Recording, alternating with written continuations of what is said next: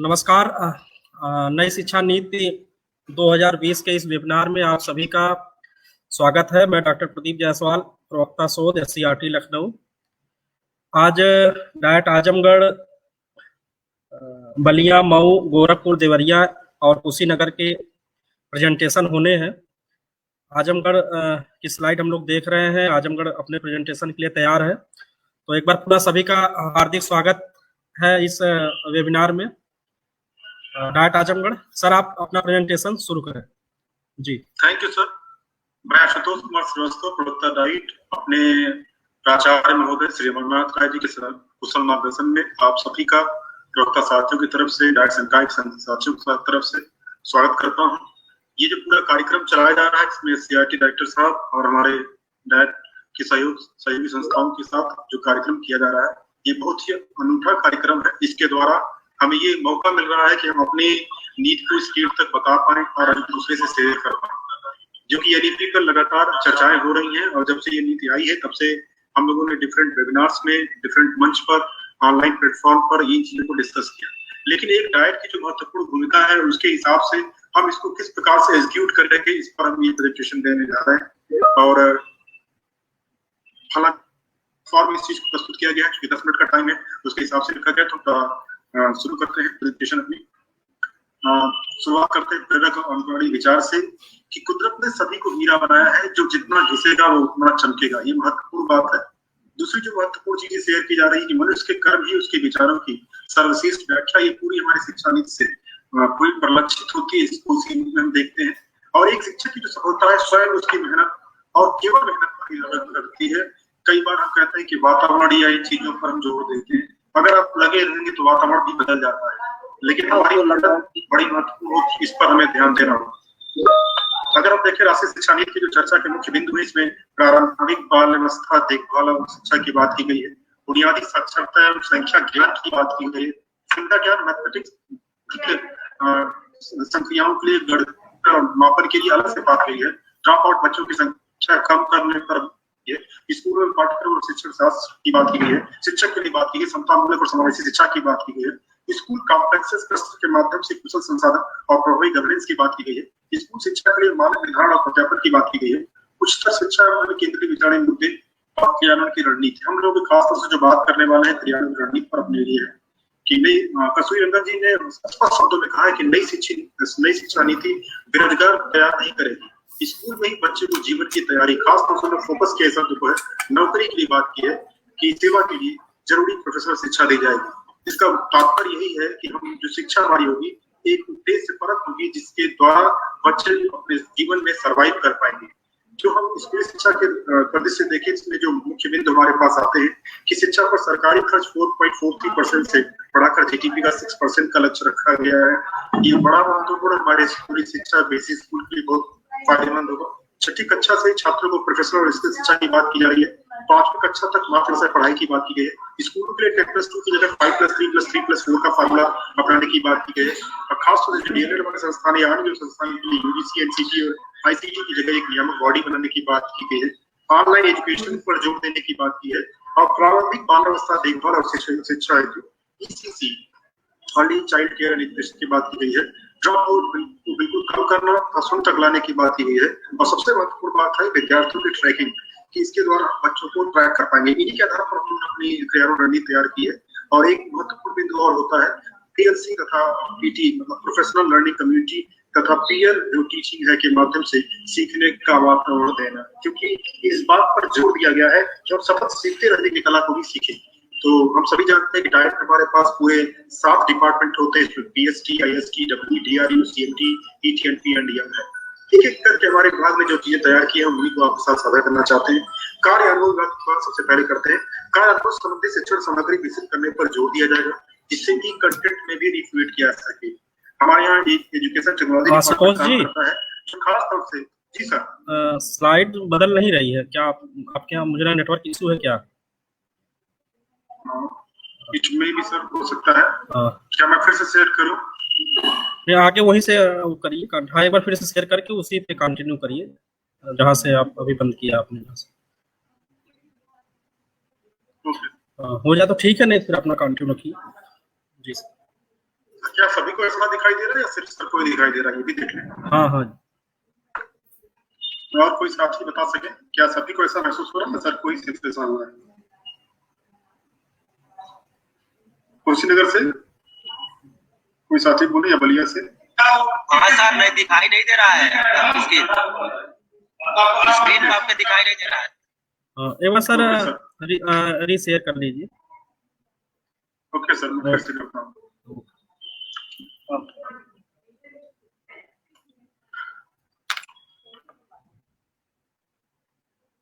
Network का issue होगा।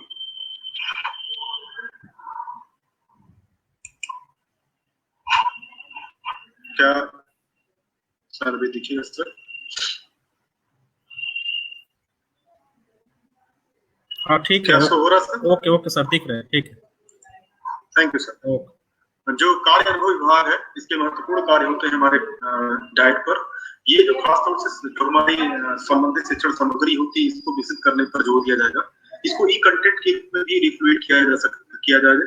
इसके लिए एजुकेशन टेक्नोलॉजी डिपार्टमेंट का सहयोग लिया जाएगा।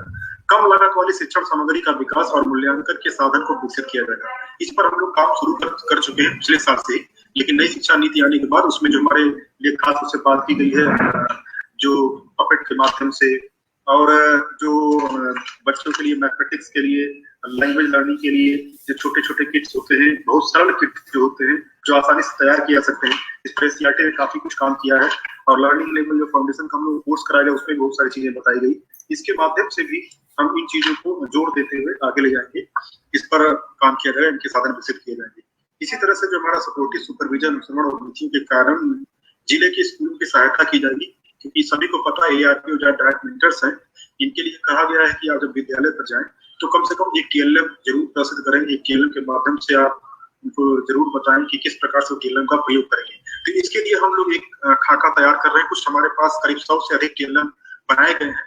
खासतौर से उनमें DLED के जो प्रशिक्षु, उनका हेल्प लिया गया WE डिपार्टमेंट द्वारा, और उनको हम लोग खासतौर से मेंटर्स के द्वारा और कुछ ARP के द्वारा हम दे रहे हैं। लेकिन हमारे पास TLM वास्तव में कम पड़ जा रहा है। इसके लिए हम खुद भी एक प्रयास कर रहे हैं कि उनकी सहायता से और कुछ टीचर्स की हेल्प से इस TLM को और अधिक तैयार कर पाए और शिक्षण सामग्री को विद्यालय तक पहुंचा पाए। इसके अलावा कार्य अनुभव के विभिन्न क्षेत्रों के बारे में शिक्षकों और सेवा पूर्व शिक्षकों को व्यवहारिक प्रशिक्षण प्रदान किया जाएगा।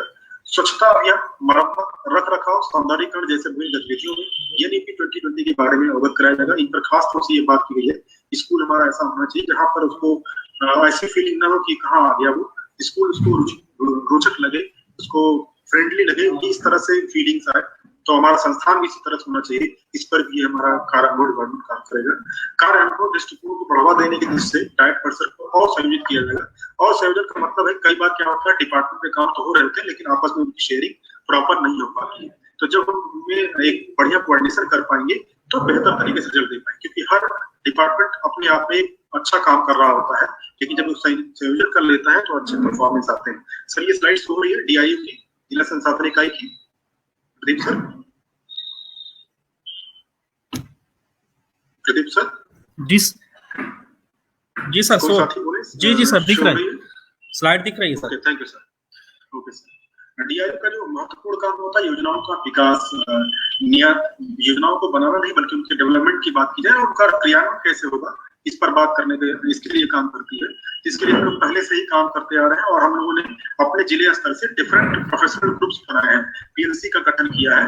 उसमें हमारे जो असिस्टेंट प्रोफेसर से लेकर के जो हमारे कुछ संस्थान के एसोसिएट प्रोफेसर हैं, इनको जोड़ा गया है। इसके अलावा जो माध्यमिक विद्यालय में पढ़ा रहे हमारे शिक्षक हैं, जो हमारे जैसे स्कूल के टीचर्स हैं, उनको जोड़ा गया है। इसके अलावा जो हमारे प्राइमरी स्कूलों में जो बेहतर ट्रेनिंग्स लगातार करते आ रहे हैं और कई बार वो अच्छा प्रदर्शन दे चुके हैं, उनको भी जोड़ने का प्रयास किया गया है। इसके माध्यम से महिलाओं से संबंधित प्रशिक्षण आयोजित किया जाएगा। सशक्तिकरण, जनसंख्या शिक्षा, किशोर शिक्षा, एड्स जागरूकता कार्यक्रम पर कस्तूरबा बालिका विद्यालय, प्राथमिक और उच्च प्राथमिक विद्यालय, माध्यमिक स्कूल के साथ टीम गठित की गई है। ये चीज हम तैयार कर चुके हैं। ये आपका कनेक्ट हो रहा है या नीति वाला है, क्योंकि कनेक्ट नहीं हो रहा तो किसी का माइक ऑन है। राज्य शिक्षा संस्थान में सभी डायरेक्ट से कुछ स्कूलों से टीचर्स को बुलाया गया था, जहां ट्रेनिंग दी गई थी किशोर शिक्षा पर और जनसंख्या शिक्षा पर, एड्स जागरूकता कार्यक्रम पर। इस पर हम लोगों ने अपना प्लान तैयार किया है, जो कि कोविड-19 के इम्पैक्ट से विद्यालय में बच्चे भी नहीं आ रहे हैं, इस नाते इस पर अभी कार्य नहीं शुरू किया गया है, लेकिन जल्दी इस पर हम लोग काम शुरू करेंगे। जबकि हमारे जो साइकोलॉजी से जो निरूपा मैम है, उन्होंने खास तौर से एक काउंसलिंग, करियर काउंसलिंग संबंधित कार्य को ऑनलाइन शुरू कर दिया है, जो इन पर समय समय पर आने वाली वार्षिक योजना में कार्य करते हुए डायट प्रचार को रिपोर्ट देंगे। विशेष क्षमतावादी शिक्षा योजना के तहत के लिए संयुक्त प्रशिक्षण का आयोजन किया जाएगा, जिसमें एससीईआरटी के निर्देशानुसार कार्य किया जाएगा, क्योंकि एससीईआरटी बराबर हमें गाइडलाइन देती रहती है और वो हमारे लिए गाइडलाइन पर्याप्त होती है अगर उसके हिसाब से हम काम कर पाए तो। बेहतर करने के इससे आंगनबाड़ी कार्यकर्ता और प्राथमिक विद्यालय के शिक्षक उनके बीच समन्वय को और मजबूत करने के लिए ARP SRC का डायट मेंटर को और समर्थन और प्रशिक्षण दिया जाएगा। इसके लिए हमारे यहाँ डॉक्टर भावना शर्मा को विशेष रूप से जिम्मेदारी दी गई है कि वो खास तौर से आंगनबाड़ी कार्यकर्ता को किस प्रकार से जोड़ेंगे, किस प्रकार से उनके ये प्लान तैयार करेंगे। विश्व साक्षरता दिवस, विश्व एड्स दिवस, मानवाधिकार दिवस और अंतर्राष्ट्रीय महिला दिवस के कार्यक्रम के माध्यम से ग्लोबल परिवर्तन और चुनौतियों को साझा किया जाएगा, क्योंकि अगर नई शिक्षा नीति को देखें विशेष तौर से तो ये ग्लोबल चुनौतियों को एक्सेप्ट करती है, ग्लोबल चुनौतियों के लिए हमें तैयार कर रही है। तो वो ये दिवस हमारे लिए एक बेहतरीन समय अवसर होते हैं जहां पर हम इन चीजों को शेयर कर सकते हैं, लोगों को बता सकते हैं, अवगत करा सकते हैं। इस रूप में हमारे DRE यूनिट डाइट के द्वारा अच्छा काम करेगी। सेवा प्रशिक्षण के लिए अनुश्रवण और सर्वे से प्राप्त आंकड़ों के आधार पर प्रशिक्षण की आवश्यकता की पहचान कर विषय और थीम आधारित प्रशिक्षणों को जिला पर प्रदर्शित किया जाएगा तथा आवश्यक सामग्री तैयार करने में विभाग का सहयोग दिया जाएगा। इसके लिए हम लोग ने गूगल फॉर्म की सहायता से कोविड-19 इम्पैक्ट में लॉकडाउन चला था, उसमें हमने आंकड़े इकट्ठा किए और उसके बाद इस पर कार्य शुरू कर दिया है। शिक्षकों के व्यवसायिक विकास के लिए पढ़ना और निबंध लेखन प्रतियोगिता का आयोजन किया जाएगा, जबकि हम जानते हैं कि निबंध लेखन खासतौर से स्टोरी टेलिंग की ICT और जो अन्य प्रतियोगिताएं SCRT द्वारा समय समय पर होती रहती है, इनमें शिक्षक हमारे प्रतिभाग करते हैं और इनकी संख्या हमें और बढ़ानी है, इनमें और रुचि बढ़ानी, इस पर हम लोग काम करेंगे। इसमें सेवा प्रशिक्षण विशेष रूप से काम करेगा, इस बार का ये प्लान है। फील्ड इंटरैक्शन, एक्शन रिसर्च और प्रकाशन के लिए नोडल शाखा के रूप में कार्य करने के लिए त्रैमासिक बैठकें आयोजित करने की बात हम लोग तैयार की। साल भर की डाइट की वार्षिक योजना तैयार करना, हालांकि इस पर हम लोग काम कर चुके हैं करके, लेकिन नई NEP की तरफ कुछ और परिवर्तन करने की बात की गई, जो भी ये डिपार्टमेंट वाइज हम बता रहे हैं, समन्वय हम लोगों ने किया है। इसे लागू करने में सहयोग किया जाएगा। शैक्षिक समस्याएं और विभिन्न एजेंसियों को बेहतर समन्वय स्थापित करने के लिए ऑनलाइन बैठक की जाएगी। इसके बाद पाठ्यक्रम सामग्री विकास और मूल्यांकन डिपार्टमेंट, इसकी बात करूं तो वर्तमान पुस्तकों को नीति के अनुसार समीक्षा करते हुए पाठ्यक्रम नई पाठ्य पुस्तकों के अनुसार शिक्षण सामग्री को पहचानने और विकसित करने के लिए कार्य अनुभव को सुझाव दिए जाएंगे। दिसंबर 2020 के प्रथम सप्ताह से स्थानीय पर्यावरण, नैदानिक परीक्षणों और उपचारात्मक के संबंध में प्रशिक्षण आयोजित किया जाएगा। ये चीजें थोड़ा लेट हम लोग इसलिए शुरू कर रहे हैं क्योंकि यहाँ पर आकलन संबंधी कुछ चीजें आती हैं, मूल्यांकन संबंधी बातें आती हैं, और हमारे आजमगढ़ से 3 लोगों को प्रशिक्षित किया गया है यूनिसेफ की असर टीम द्वारा, जिसमें SCRT का विशेष रूप से योगदान रहा है, जिनके सहायता से प्रश्न पत्र का निर्माण कैसे करेंगे, उनका असेसमेंट कैसे करेंगे, डेटा एनालिसिस कैसे करेंगे, इस पर पूरा हम लोग काम कर रहे हैं। हालांकि प्रारंभिक जो स्टेप है वो SCRT में खास डॉक्टर प्रदीप जायसवाल के सहयोग से उन्होंने इस कार्यक्रम को संपन्न कर लिया है। जो प्रथम चरण है, द्वितीय चरण है डेटा एनालिसिस का, उसके लिए भी लोगों को तैयार कर रहे हैं। तो तैयार कर लेंगे तो एनालिसिस टीम जब हमारे पास तैयार हो जाएगी तो हम नैदानिक परीक्षण और उपचार के संबंध में और बेहतर तरीके से प्रशिक्षण का आयोजित कर पाएंगे। इसी नाते दिसंबर 2020 के प्रथम सप्ताह से इसको रखा गया है। सेट परीक्षा का रूप प्रश्न पत्र डिजाइन कर शिक्षकों को प्रश्न बैंक उपलब्ध कराया जाएगा। ये विशेष रूप से काम चल रहा है, इस पर 50% करीब काम हो चुके हैं। मूल्यांकन सुधार हेतु मूल्यांकन उपकरणों का विकास किया जाएगा, क्योंकि कई बार जो काफी अच्छे कोर करते हैं टीचर्स, उनको हम लोगों ने देखा है गौर से जो सपोर्टिव सुपरविजन में, तो काफी हमें कुछ परिवर्तन देखने को महसूस हुआ। तो परिवर्तन किया सकता है, किया जाना चाहिए। इसके लिए हम लोग नीति तैयार कर रहे हैं और जल्दी इस पर एक प्रशिक्षण तैयार करेंगे ताकि उन लोगों को, टीचर्स जो सामान्य रूप से कॉपी चेक करते हैं, जो ओपन एंडेड क्वेश्चंस होते हैं, वो किस प्रकार से मूल्यांकन करें, कैसे चेक करें, इन पर हम लोग प्रशिक्षण देंगे। शैक्षिक तकनीकी विभाग आज के टाइम में, खासतौर से लॉकडाउन में, तो बहुत ही बेहतरीन इसने रोल किया है और इसमें सभी प्रवक्ता ARP SRD शिक्षकों को तथा DLM प्रशिक्षण हेतु कम लागत वाले शिक्षण सहायक सामग्री और ऑडियो विजुअल सामग्री विकसित करने के संबंध में प्रशिक्षण आयोजित किया जाएगा। हालांकि हम लोग 2-3 फेज में काम कर चुके हैं, लेकिन अभी जो काम हुआ है सिर्फ डायट के DLM के प्रशिक्षण के लिए हुआ है। अभी जो हमारे जो निजी संस्थान DLM के हैं, उनके लिए भी हम लोग काम नहीं कर पाए, उन पर हमें काम करना है। और प्राइमरी, अपर प्राइमरी जो अभी शेष शिक्षक है, करीब 700 शिक्षकों को हम लोगों ने ICT की ट्रेनिंग दी है, जिसमें उनके द्वारा वीडियो कंटेंट भी तैयार कराए हैं। और हमारे DLM प्रशिक्षण में कुछ कंटेंट बहुत अच्छे तैयार किए, उनमें करीब 200 से ज्यादा कंटेंट हमारे पास सुरक्षित है।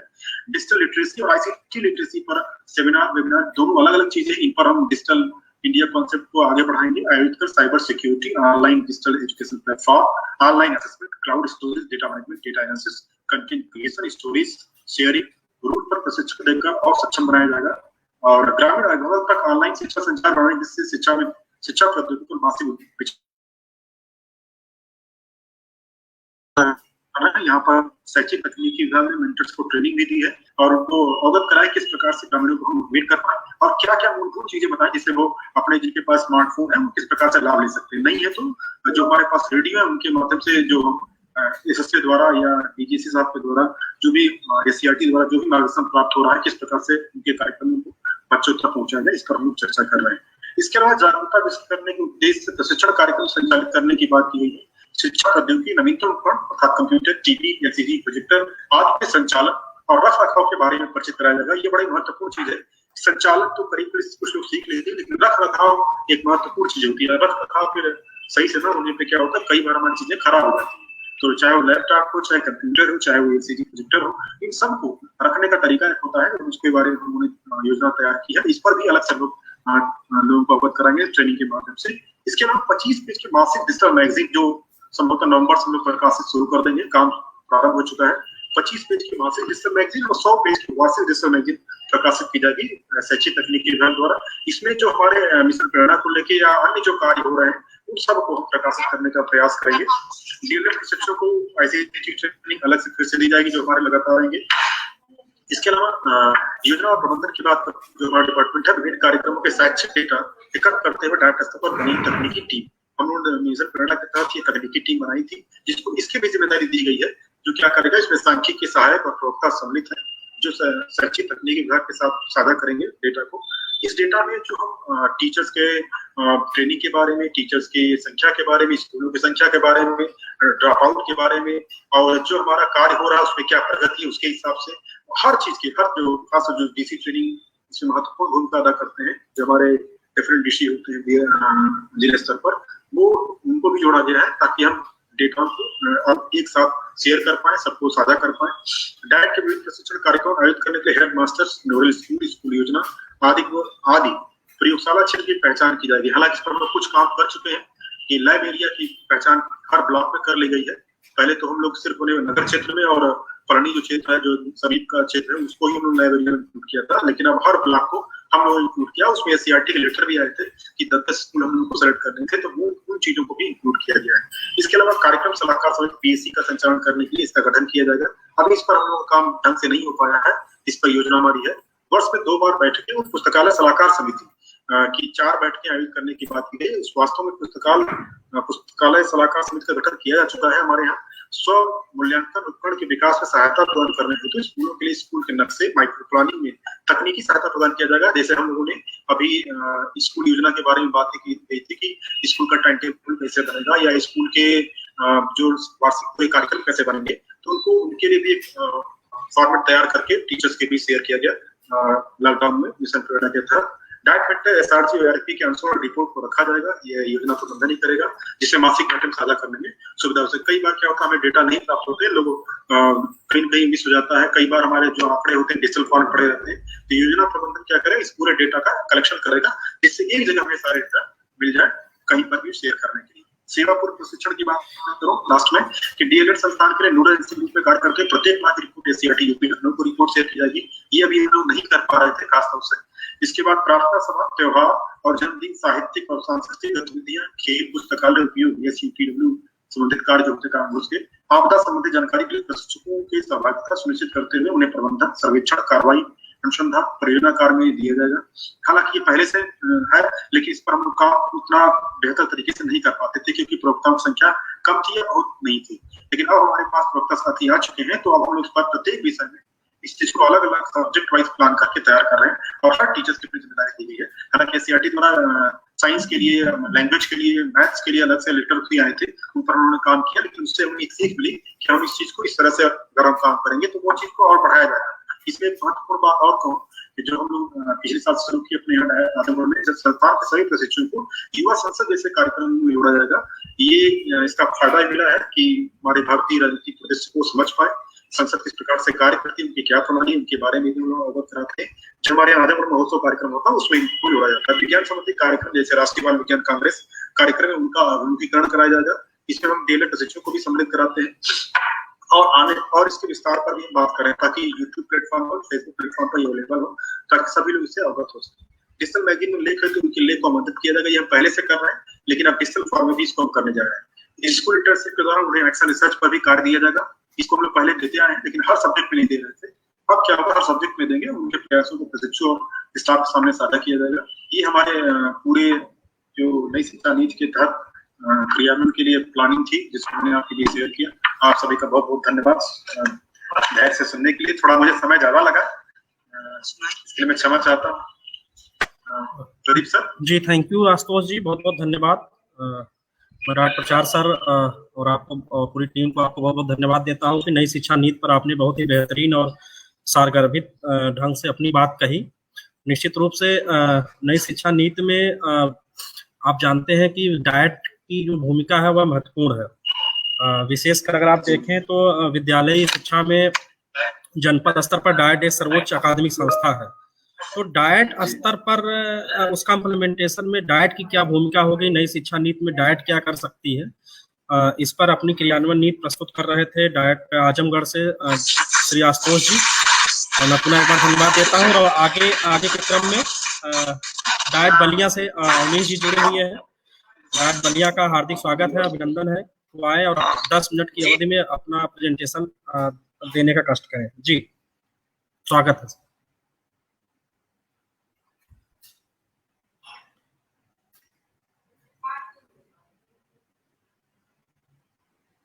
जी अवनीश जी, अविनाश जी, डाइट बलिया। सुमित आपका प्रेजेंट करने जा रहा हूँ सर। जी जी, ओके अविनाश।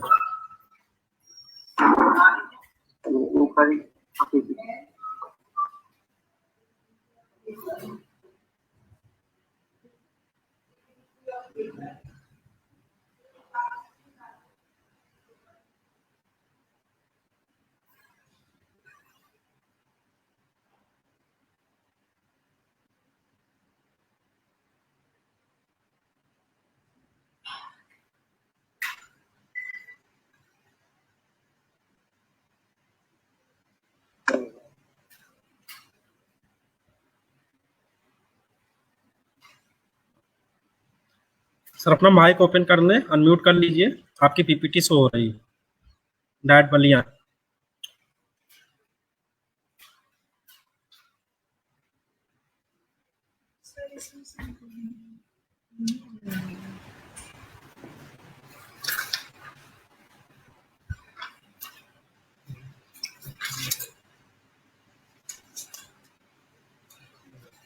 ये सब साथ में नहीं है।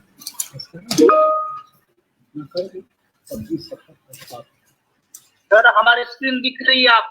जी जी दिख रही है। जी सर आप शुरू करें। सुन पा रहे? जी जी बिल्कुल।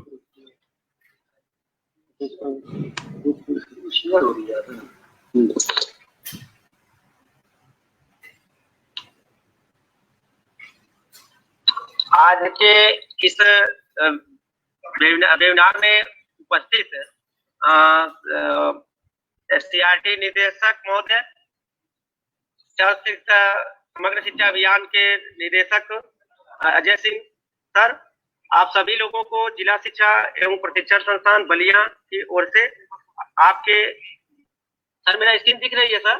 जी जी सर आप बोले सर। हाँ, बलिया की ओर से आप सभी लोगों का हार्दिक स्वागत एवं अभिनंदन है। और हम आज जो है कि नई शिक्षा नीति पर हम आज बात करेंगे, उसमें कार्यान्वयन कैसे किया गया, इस पर जो है कि पहली स्लाइड मेरी शो हो रही है कि पूर्व प्राथमिक में शिक्षा में नई शिक्षा नीति में क्या भूमिका दी गई है, इस पर हम चर्चा करने के लिए जो है कि हम आपके साथ जुड़े हुए हैं। जैसा कि शिक्षा मनुष्य के साथ साथ सामाजिक कल्याण के विकास में अति महत्वपूर्ण भूमिका निभाती है। जैसा कि हमारे संविधान में भी भारत को एक लोकतांत्रिक, न्यायपूर्ण, सामाजिक रूप से सचेत, सांस्कारिक और मानवीय राष्ट्र जहां सभी के लिए न्याय, स्वतंत्रता, समानता और भाईचारे का भाव हो, एक ऐसे राष्ट्र के रूप में विकसित करने की परिकल्पना की गई है। एक राष्ट्र के आर्थिक विकास और आजीविकाओं को रूप में विकसित करने की भी स्थायी देने में शिक्षा के महत्वपूर्ण योगदान देती है। अब जो है कि पूर्व प्राथमिक शिक्षा में जो नई शिक्षा नीति में जो भूमिका दी गई है उसमें है कि नई शिक्षा नीति 2020 के अध्याय 1 के बिंदु 1.7 पर ECCE शिक्षकों के शुरुआती कैडर को तैयार करने के लिए आंगनबाड़ी कार्यकर्तियों एवं उनके डिजिटल एवं दुरुस्त प्रशिक्षण कार्यक्रम की बात कही गई है। कि जैसा कि हम जानते हैं कि early care child care leave के तहत जो है कि आंगनबाड़ी अब जो है कि नई शिक्षा नीति में आंगनबाड़ी विभाग को भी इसमें जोड़ा गया है। और इसमें जो है कि अब जो है कि सीबीएसई बोर्ड की तरह ही जो है कि प्राथमिक शिक्षा को जो है कि पूर्व प्राथमिक में जोड़ते हुए नर्सरी, LKG, UKG और 1 और 2 को साथ में जोड़ा गया है। प्रथम कक्षा में प्रवेश से पहले जिन 3 माह के प्ले आधारित स्कूल तैयारी मॉड्यूल की बात कही गई है उसकी समय सीमा बनाई जाए। आंगनबाड़ी कार्यकर्तियों का प्रशिक्षण कार्यक्रम ऑनलाइन न होकर ऑफलाइन मोड में संचालित होना चाहिए।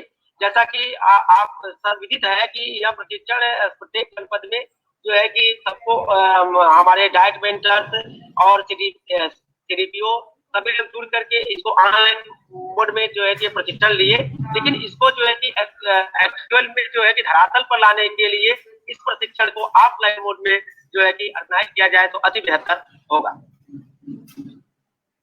आंगनबाड़ी कार्यकर्तियों की योग्यता कम से कम स्नातक के साथ साथ NDT हो अथवा अलग से शिक्षकों की नियुक्ति हो जो बाल मनोविज्ञान का ज्ञान रखते हो एवं प्ले स्कूल में पढ़ाने के लिए प्रतिष्ठित हो।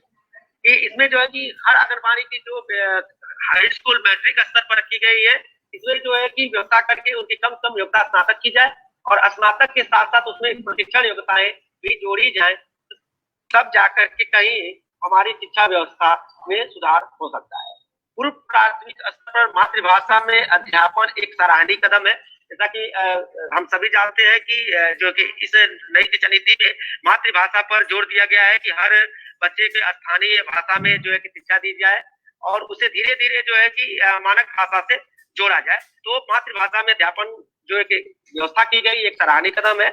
ईयरली केयर चाइल्ड लीव एक पाठ्यक्रम एवं शैक्षिक ढांचा के विकास का प्रावधान भी एक स्वागत योग्य कदम है। मध्याह्न भोजन योजना को पूर्व प्राथमिक स्तर तक लागू करना एक उचित एवं सराहनीय कार्य है। जैसा कि इसके पूर्व जो है कि जो हमारी पुरानी नई 1986 की नई नीति चल रही थी वो उसमें जो है कि व्यवस्था थी कि केवल 1 से 8 तक की बच्चों को जो है कि मध्याह्न भोजन की व्यवस्था की जाए। इस शिक्षा नीति में इसको हटा करके जो है कि अब जो है कि नर्सरी से लेकर के जो है कि कक्षा 8 तक के बच्चों को जो है कि मध्याह्न भोजन की व्यवस्था की गई है। पूर्व प्राथमिक शिक्षकों की सेवा पूर्व शिक्षण प्रशिक्षण के साथ साथ सेवारत प्रशिक्षण की भी व्यवस्था होनी चाहिए। इसमें जो है कि शिक्षकों की व्यवस्था में जो पहले भी कहा गया है कि जब हमारी शिक्षा व्यवस्था में जो है कि जब हम प्ले वे को जोड़ेंगे तो उसमें जो है कि आंगनबाड़ी केंद्रों को विकसित करने के लिए जो उनकी योग्यता है उन योग्यता में बदलाव किया जाएगा तो स्वाभाविक है कि उनके लिए एक प्रशिक्षण की व्यवस्था भी की जानी चाहिए। तो प्राथमिक शिक्षकों की सेवा पूर्व प्रशिक्षण के साथ साथ सेवारत प्रशिक्षण की भी व्यवस्था होनी चाहिए। स्कूली शिक्षा की जब हम बात करते हैं तो स्कूली शिक्षा में नई शिक्षा नीति में 5+3+3+4 की व्यवस्था की गई है। इसका आशय यह है कि पूर्व प्राथमिक कक्षाएं 5 वर्ष की होंगी। इसमें जो है कि play way, nursery, play way और जो है कि LKG, UKG, उसके बाद 1, 2 को रखा गया है और उसके बाद जो है कि 3 के जगह 3, 4, 5 को 3 वर्ष की शिक्षा और फिर प्राथमिक शिक्षा 6, 7, 8 की जो है कि उच्च प्राथमिक शिक्षा और उसके बाद जो है कि 9, 10, 11, 12 को माध्यमिक शिक्षा के अंतर्गत रखा गया जो 4 वर्ष की हो। शिक्षक की नियुक्ति प्रक्रिया में अंतिम चयन के दौरान साक्षात्कार या पढ़ाने के प्रदर्शन की व्यवस्था की बात कही थी। जैसा कि हम जानते हैं कि पहले से भी चली आ रही व्यवस्था थी कि शिक्षक की नियुक्ति में जो है कि साक्षात्कार की व्यवस्था की गई थी जिसमें तमाम प्रकार की धांधली की भी आरोप प्रत्यारोप लगते आ रहे थे।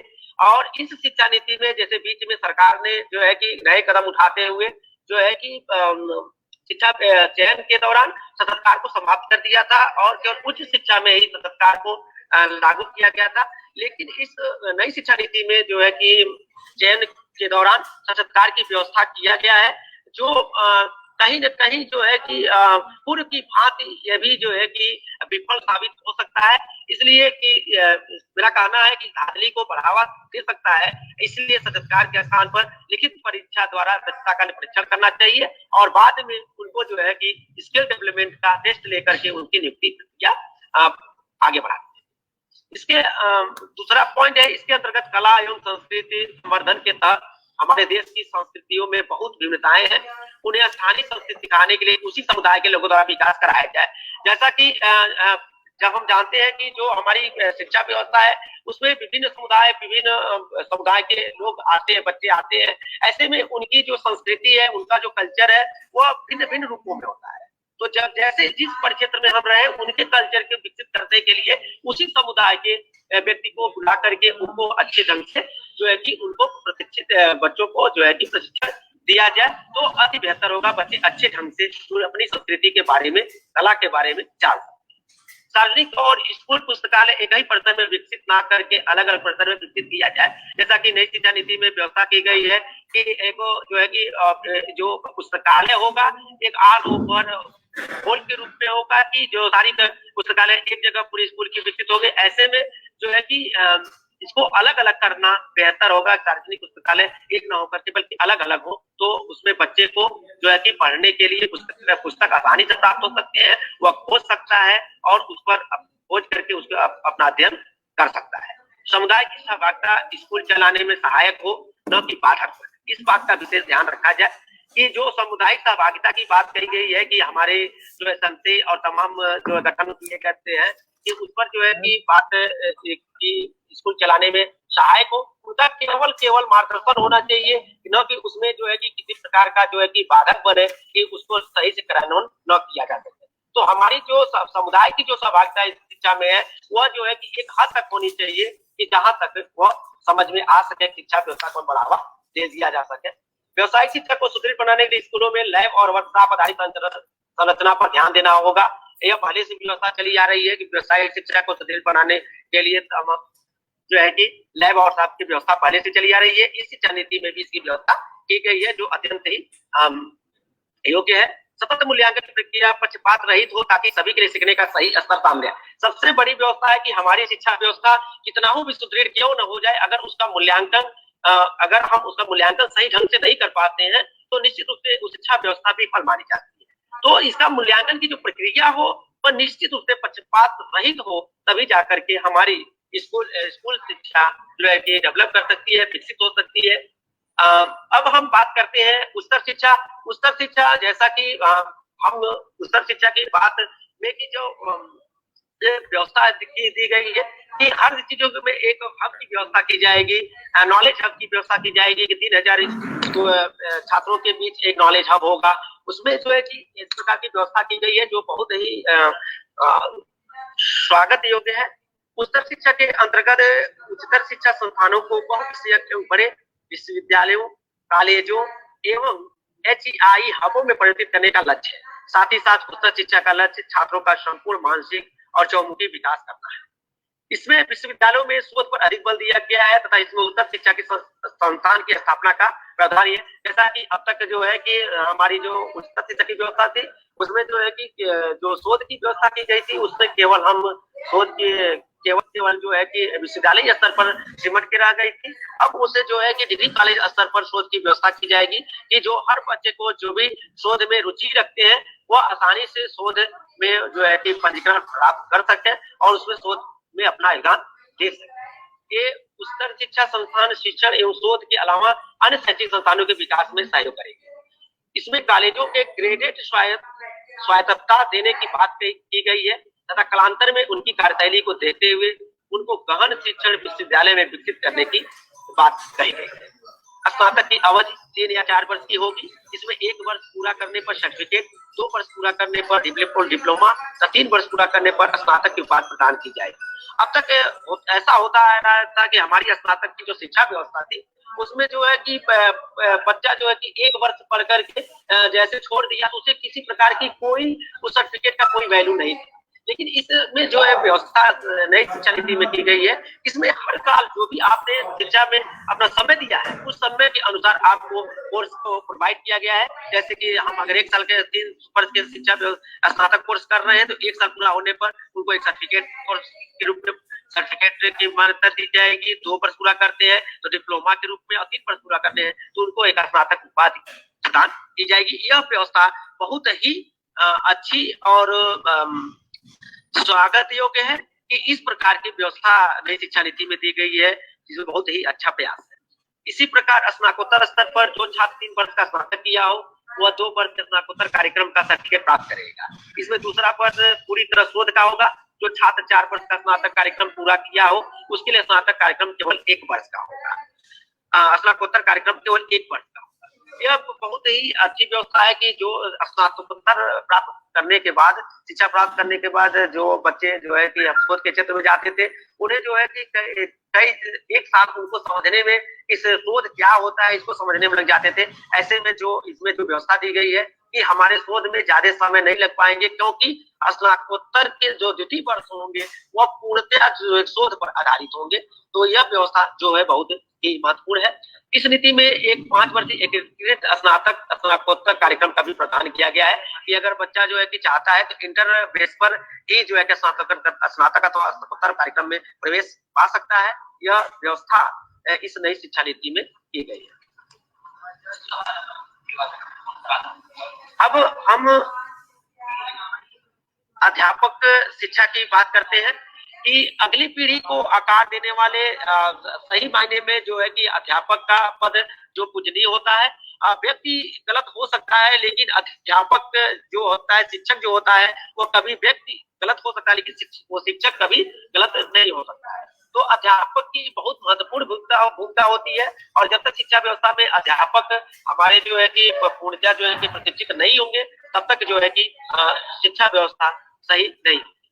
अगली पीढ़ी को आकार देने वाले शिक्षकों के टीम के निर्माण देने में अध्यापक शिक्षा की एक महत्वपूर्ण भूमिका होती है। अध्यापक शिक्षा ऐसी हो जो अद्यतन प्रगति के साथ साथ भारतीय मूल्यों, भाषाओं, ज्ञान, लोकाचार एवं जनजाति परंपराओं के प्रति भी जागरूक रहे।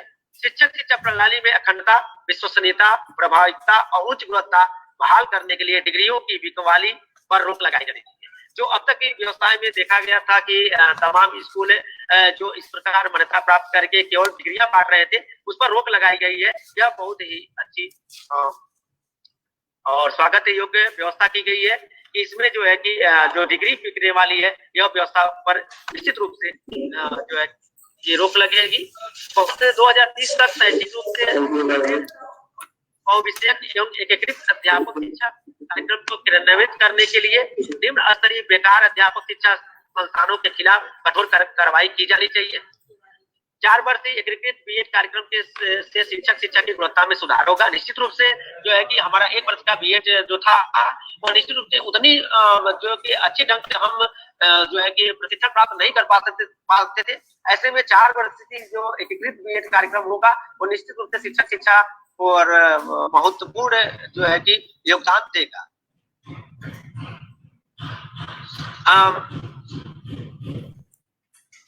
उच्चतर शिक्षा संस्थानों के पास सघन जुड़ाव के साथ साथ काम करने के लिए सार्वजनिक एवं निजी स्कूलों एवं स्कूल परिसरों का एक नेटवर्क बनाना एक चुनौतीपूर्ण कार्य होगा। इसमें शिक्षकों के ऑनलाइन प्रशिक्षण के लिए स्वयं शिक्षा जैसे प्रौद्योगिकी प्लेटफॉर्म के प्रयोग की बात की गई है, जो कि एक चुनौतीपूर्ण कार्य होगा क्योंकि नेटवर्क की समस्या इसमें बाधा उत्पन्न कर सकती है। ऐसे में मेरा यही नई शिक्षा नीति में जो व्यवस्था की गई है कि ऑनलाइन व्यवस्था करने की, तो उसमें जो है कि दीक्षा ऐप्स के माध्यम से इसको जो है कि ऑनलाइन न होकर के बल्कि ऑफलाइन मोड में भी होनी चाहिए हर व्यवस्थाएं शिक्षकों की, तो बेहतर होगा। शिक्षक शिक्षा की गुणवत्ता को बढ़ाने के लिए सलाह है तो राष्ट्रीय मिशन की स्थापना एक स्वागत योग्य कदम है। डाइट में नियुक्त प्रवक्ताओं को भी नवीनतम प्रौद्योगिकी और नवाचारों का प्रशिक्षण प्राप्त करना होगा, तभी वो सेवापूर्ण तथा सेवा शिक्षकों का उचित मार्गदर्शन कर सकेंगे। यह निश्चित रूप से हमारे जो डाइट के प्रवक्ता हैं उन प्रवक्ताओं को जो है कि हर समय समय पर जो है कि उनको तकनीकी व्यवस्था देने हैं तथा नवीनतम नई जो नवाचार व्यवस्थाएं आ रही है उसमें प्रशिक्षण देने की भी आवश्यकता है। इसके लिए राष्ट्रीय स्तर पर एकीकृत व्यवस्था करनी चाहिए कि सभी डाइट पूरे राष्ट्रीय स्तर पर जो डाइट की भूमिका है उसमें एक साथ जो है कि हर शिक्षक को जो है कि ट्रेनिंग प्रदान की जाए तो बेहतर होगा। धन्यवाद। जो है कि मैंने जो है कि राष्ट्रीय शिक्षा नीति पर बलिया तक प्रेजेंट बहुत कुछ है कहने के लिए, लेकिन समय जो है कि बहुत ही कम था। ऐसे में मेरा जो है कि छोटा सा पीपीटी माध्यम से हमने प्रेजेंट किया। बहुत बहुत धन्यवाद। धन्यवाद। जो भी धन्यवाद डॉट त्रुटियां उसमें क्षमा करिएगा। धन्यवाद। धन्यवाद डॉट बलिया भास्कर जी, बहुत बहुत धन्यवाद। अब आगे बढ़ते हैं। डाइट मऊ से जुड़े हुए हैं, diet Mau,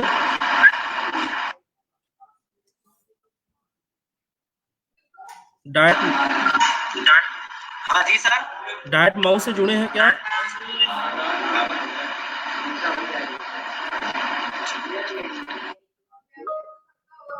diet Gorakhpur,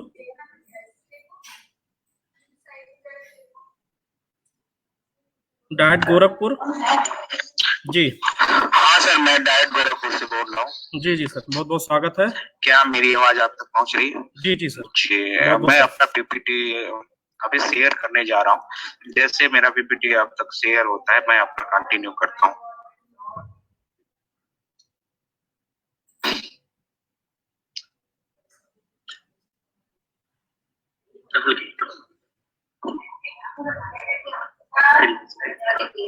double click करिए।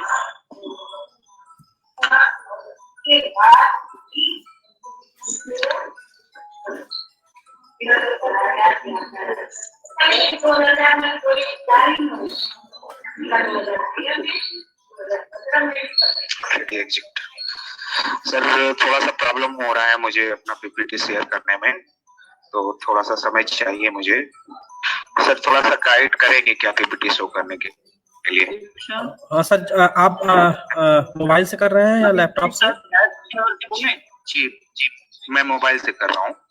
सर डाइट कुशीनगर से प्रेजेंट करें? नहीं अभी रुक जाइए एक मिनट। आप जहाँ पे कैमरा माइक होगा उसी के बगल में शेयर का आइकॉन बना होता है, एरो का निशान है, देख रहे होंगे आप। गोरखपुर से पीपीटी दिखाई दे रहा है मेरा? जी नहीं, अभी नहीं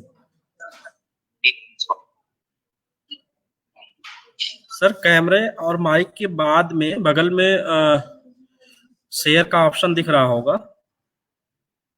एरो का। जी जी, उस पर जाकर सर अपनी जी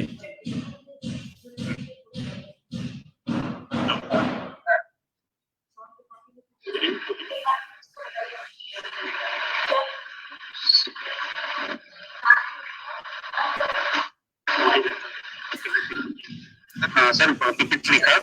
नहीं, अभी आपने शेयर कर दी है, 1 मिनट लगेगा शो होने में। मैंने तो शेयर किया।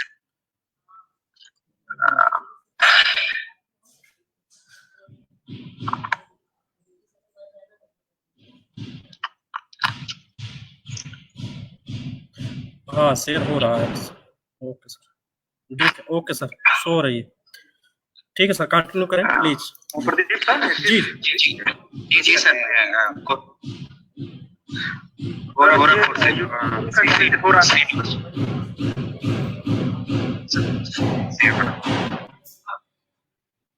डिस्कस कर देते हैं।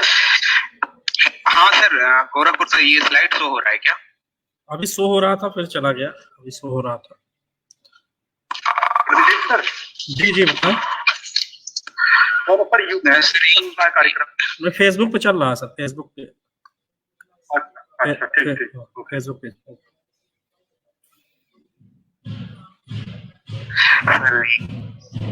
थोड़ा सा शेयरिंग में प्रॉब्लम है सर, बस हम कोशिश कर रहे हैं। जैसे ही शेयर होता है मैं अपना प्रेजेंटेशन शुरू करूंगा।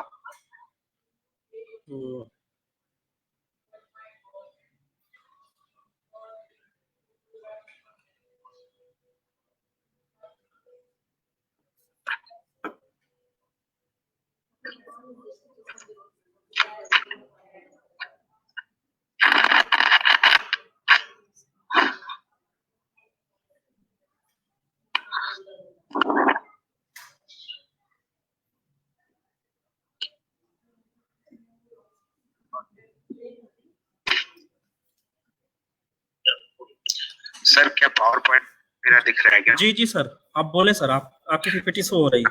जी जी, बहुत बहुत धन्यवाद मुझे अवसर देने के लिए। मैं जिला शिक्षा और प्रशिक्षण संस्थान गोरखपुर से श्रीनिवास मिश्रा बोल रहा हूँ, और हमारे प्राचार्य महोदय श्री भूपेंद्र प्रताप सिंह के मार्गदर्शन में हम लोगों ने राष्ट्रीय शिक्षा नीति 2020 पर एक क्रियान्वयन योजना तैयार किया है, जो कि आप लोगों के समक्ष प्रस्तुत है। और मैं जो है बिंदुवार अपने विषय को प्रस्तुत करूंगा। जैसे जैसे कि राष्ट्रीय शिक्षा नीति 2020 में और पूर्व की जो शिक्षा नीति 1986 में जो अंतर रहे हैं, और उस अंतर को हम किस तरह से लागू करें, इस बात पर मैं फोकस करूंगा। तो सर्वप्रथम जो राष्ट्रीय शिक्षा नीति 2020 की जो विशेषता है कि वो प्री प्राइमरी एजुकेशन पे बल देता है, जिसको फाउंडेशनल स्टेज के नाम से रखा गया है। इसमें पूर्व प्रारंभिक बाल्यावस्था और देखभाल की शिक्षा की बात की गई है, जो 3 साल से 6 साल तक के बच्चों के लिए है। और इसके लिए बात की गई है कि ये सार्वभौमिक शिक्षा, मतलब सभी बच्चों को, जो 3 साल से 6 साल के बच्चे हैं, सभी बच्चों को प्री प्राइमरी एजुकेशन की शिक्षा उपलब्ध कराई जाए। इसके लिए जो बात कही गई है कि आंगनवाड़ी पर पूरी तरह निर्भरता दिखाई गई है राष्ट्रीय शिक्षा नीति 2020 में।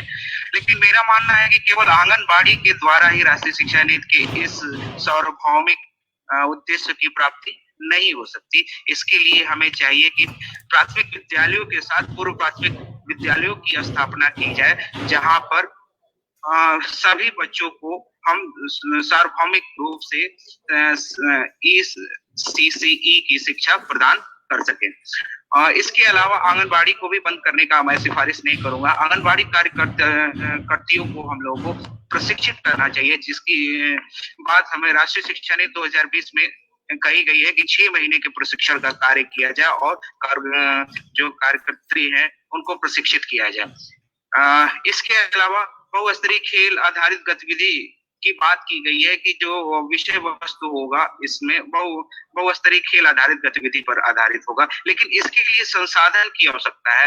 तो हम लोगों के ये आपस में सामंजस्य बना कि सारे प्री प्राइमरी विद्यालयों में ऐसे संसाधन उपलब्ध हो जहां बहुस्तरीय खेल आधारित गतिविधियां आयोजित की जा सके। इसके अलावा मध्याह्न भोजन, मतलब कि बहुत सारे पिछड़े वर्ग के लोग भी हमारे यहाँ रहते हैं, तो उनको भोजन की प्राप्ति की भी इसमें समुचित व्यवस्था की जानी चाहिए। तो इस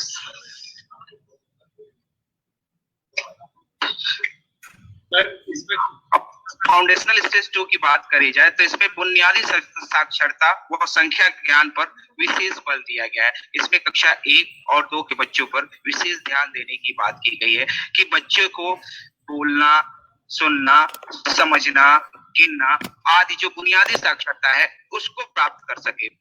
जैसा कि राष्ट्रीय शिक्षा नीति 2020 में डेटा है, उसमें ये बात स्पष्ट रूप से कही गई है कि 5 करोड़ से ज्यादा बच्चे ऐसे हैं जो बुनियादी साक्षरता से वंचित हैं। तो वो विद्यालय में जाते तो हैं, कक्षा 1 और कक्षा 2 उत्तीर्ण भी कर लेते हैं, लेकिन वो बुनियादी साक्षरता को प्राप्त नहीं कर सकते, वो संख्या ज्ञान प्राप्त नहीं कर सकते, वो लिखना पढ़ना नहीं समझ पाते। थोड़ा पीपीटी मेरा शो हो रहा है कि नहीं? जी जी सर, कंटिन्यू करें सर। वहाँ से नेटवर्क वजह से मेरे में पीपीटी नहीं दिखा रहा है।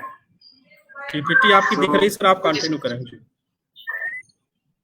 तो जिस तरह से बुनियादी साक्षरता की बात की गई है कि 2025 तक 100% सभी बच्चों के लिए बुनियादी साक्षरता के लक्ष्य को प्राप्त किया जाए, इसके लिए हमें विशेष अभियान चलाने की आवश्यकता है। और इस अभियान के द्वारा जो वंचित बच्चे हैं उनको भी विद्यालयों तक लेकर आना है, जिससे कि वो बुनियादी साक्षरता प्राप्त कर सके। और बिना CCE के बच्चों के हेतु 3 महीने का प्ले आधारित कोर्स की बात इसमें की गई है कि एक ब्रिज कोर्स कराए जाएंगे, जिन्होंने चूंकि सभी बच्चे जो है प्री प्राइमरी एजुकेशन प्राप्त नहीं कर पाए हैं, तो वैसे बच्चों के लिए 3 महीने का ब्रिज कोर्स की बात की गई है। उसके लिए अलग से कोर्स निर्धारित करने और अलग से संसाधन उपलब्ध कराने की मेरी सिफारिश है। और इसके अलावा इसके लिए पीयर ट्यूटरिंग व वॉलंटियर्स को बढ़ावा हेतु विभिन्न समुदायों का सहयोग अत्यंत आवश्यक है। बिना सामुदायिक सहयोग के इस लक्ष्य को 2025 तक प्राप्त करना संभव नहीं है। इसके अलावा स्वास्थ्य जांच और 100% टीकाकरण, पौष्टिक आहार आदि निगरानी समिति का भी निर्माण किया जाना आवश्यक है, क्योंकि राष्ट्रीय शिक्षा नीति 2020 में ये बात कही गई है कि इन बच्चों का स्वास्थ्य जांच किया जाए, 100% टीकाकरण कराया जाए, पौष्टिक आहार की व्यवस्था की जाए। तो इसके लिए एक निगरानी समिति का गठन किया जाना चाहिए, जो जिसमें समुदाय के लोग हो, अभिभावक हो और शिक्षक वर्ग भी उसमें सम्मिलित हो, जिनके द्वारा इनकी निगरानी की जाए, जिससे वो अपनी सफल हो सके और अपने बातों को स्पष्ट रूप से प्रस्तुत कर सके। Next slide please.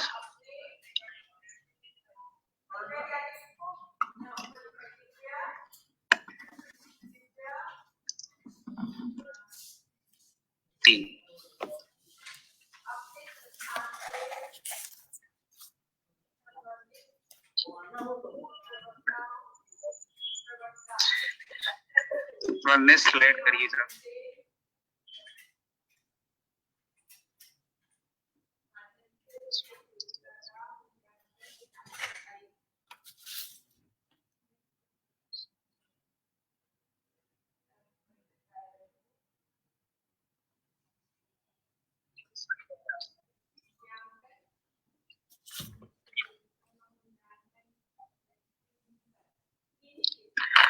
Next slide करिए प्लीज।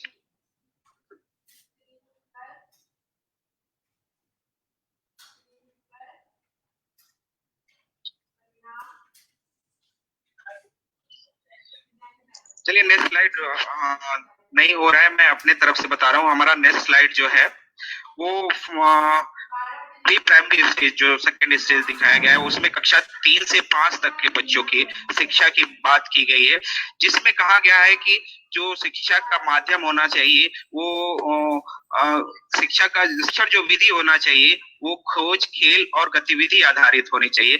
इसके लिए विद्यालयों में संसाधन की आवश्यकता है और ऐसे शिक्षकों को प्रशिक्षण की आवश्यकता है कि जिससे कि वो अपने शिक्षण कार्य को गतिविधि आधारित बना सके।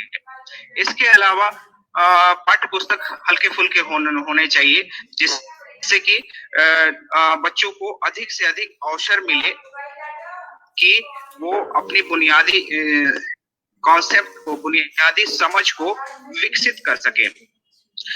इसके अलावा कला व शारीरिक शिक्षा होती, प्रत्येक शिक्षक को अनिवार्य रूप से प्रशिक्षण देने की बात मैं करना चाहता हूँ कि कक्षा 3 से 5 तक जो बच्चों के लिए कला, शारीरिक शिक्षा, योग आदि की अनिवार्यता की बात की गई है। इसके लिए आवश्यक है कि प्रत्येक शिक्षक को अनिवार्य रूप से प्रशिक्षित किया जाए, जिससे कि वो सभी बच्चों को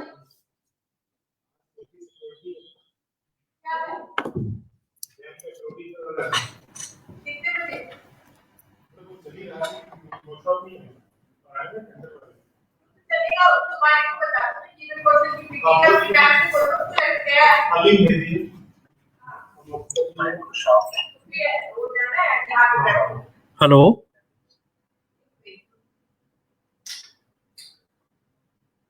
हेलो,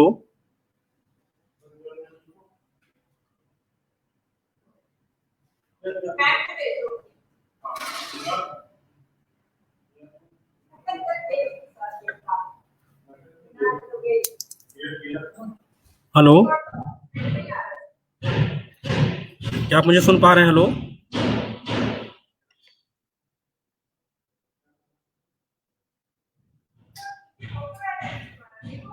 हेलो,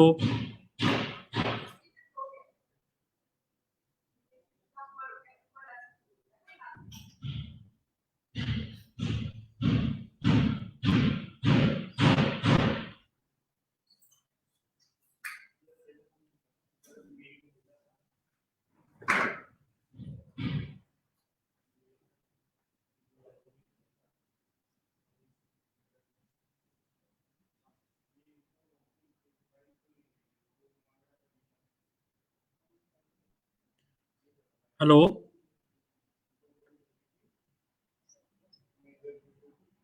हेलो, क्या आप मुझे सुन पा रहे हैं? हेलो,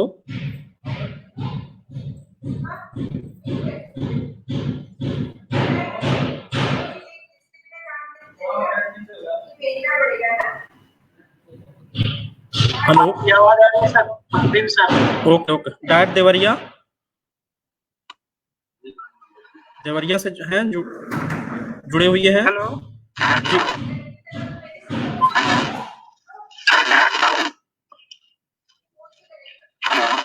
हाँ जी,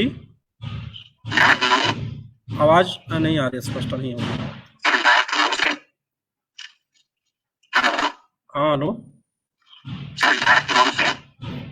अभी रुक जाइए, अभी आपका तो अभी देवरिया कुशीनगर के बाद होगा आपका।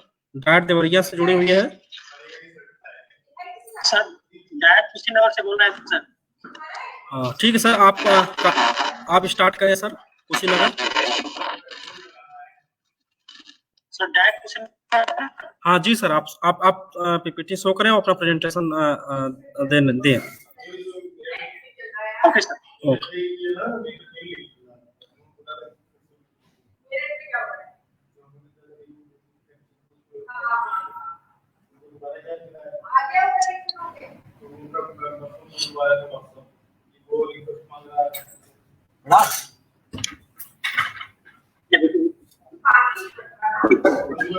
इस साल चलेगा, इस साल जाएगा।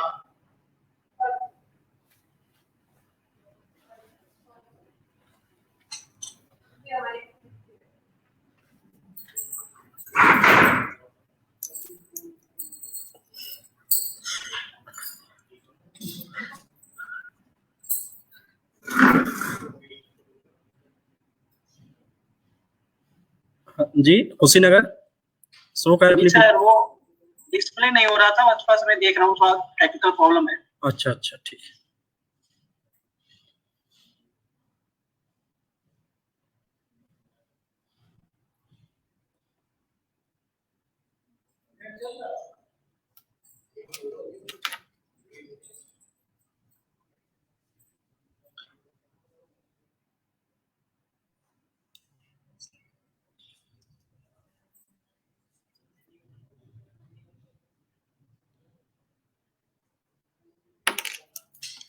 जी सर,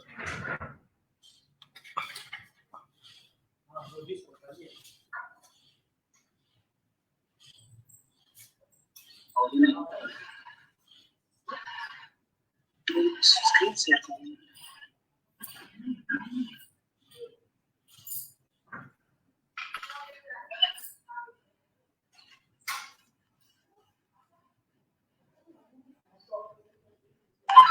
सर स्क्रीन शेयर हो रहा है मेरा।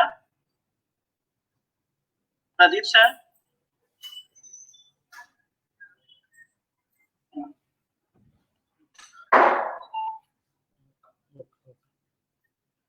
प्रदीप सर सुनाई दे रहा है मेरा आवाज? जी सर, आपकी आवाज आ रही है और पीपीटी मुझे लग रहा है गोरखपुर की शो हो रही है क्या? हाँ सर, वो मुझे पता नहीं स्क्रीन पीपीटी क्यों शो नहीं हो पा रहा है। गोरखपुर सर गोरखपुर से अपनी पीपीटी लीव कर ले। गोरखपुर, डायट गोरखपुर। सर अभी मेरा पीपीटी प्रेजेंट हो रहा है, गोरखपुर से मैं बोल रहा हूँ। तो सर मैं अपना कंटिन्यू करूँ? सर आपका समय हो गया है, 10 मिनट से ज्यादा समय हो गया है। अगर 1-2 मिनट में अपनी बात कहना हो तो जी सर कर ले। जी सर, जी मैं 2 मिनट में अपने बात को समेटना चाहूंगा। जी जी सर, जी सर। स्टेज नेटवर्क बीच चला था, मुझे नहीं पता कि बीच में क्या सर हम सबसे अनुरोध करेंगे कि 2 मिनट सभी लोग अपना माइक ऑफ करें कि मैं गोरखपुर डायरेक्ट से अपना प्रेजेंटेशन कंप्लीट कर पाऊं। जी मैं अपना प्रेजेंटेशन कंटिन्यू कर रहा हूँ कि प्रिपरेटरी स्टेज में जो राष्ट्रीय शिक्षा नीति 2020 में जो बदलाव हुए हैं उसके अनुसार कक्षा 3 से 5 तक खोज, खेल और गतिविधि आधारित शिक्षा हेतु संसाधनों की व्यवस्था होनी चाहिए। हल्के फुल्के पाठ्य पुस्तक आधारित शिक्षण के लिए नवीन पाठचर्या का निर्माण किया जाना चाहिए। कला व शारीरिक शिक्षा हेतु प्रत्येक शिक्षकों का अनिवार्य प्रशिक्षण कार्य होना चाहिए। इसके बाद मिडिल स्टेज में जो राष्ट्रीय शिक्षा नीति 2020 में परिवर्तन हुआ है, उसमें कक्षा 6 से 8 तक कौशल या अनुभव आधारित शिक्षण है। तो प्रत्येक विद्यालयों का विभिन्न कौशल केंद्रों के साथ समन्वय की संस्कृति करता हूँ। और इसके अलावा अमूर्त अवधारणा के विकास से विषय वस्तु में कमी व चिंतन के लिए अवसर देने की बात की जानी चाहिए। इसके बाद सेकेंडरी स्टेज जो कि कक्षा 9 से 12 तक की है, वह बहुविषयक अध्ययन हेतु अतिरिक्त कक्षाओं की व्यवस्था होनी चाहिए। बहुविषयक अध्ययन की बात इसमें कही गई है कि एक से अधिक विषयों का चयन बालक कर सकता है। इसके लिए अतिरिक्त कक्षाओं की भी व्यवस्था की जानी चाहिए। इसके अलावा आलोचनात्मक चिंतन के विकास हेतु पाठ्यक्रम के विषय वस्तु को कम करने की आवश्यकता है, जिससे कि बच्चों को आलोचनात्मक चिंतन का अवसर मिल सके। इसके अलावा कम जोखिम वाले बोर्ड परीक्षा हेतु सेमेस्टर या मॉड्यूल परीक्षा एवं ग्रेडिंग सिस्टम को अपनाने की मैं सिफारिश करता हूं। फिर ड्रॉप आउट बच्चों के लिए, ड्रॉप आउट बच्चों का जो राष्ट्रीय शिक्षा नीति 2020 में जो डेटा दिया गया था कि 2017-18 के सर्वे के अनुसार 3.22 करोड़ स्कूल न जाने वाले बच्चों की संख्या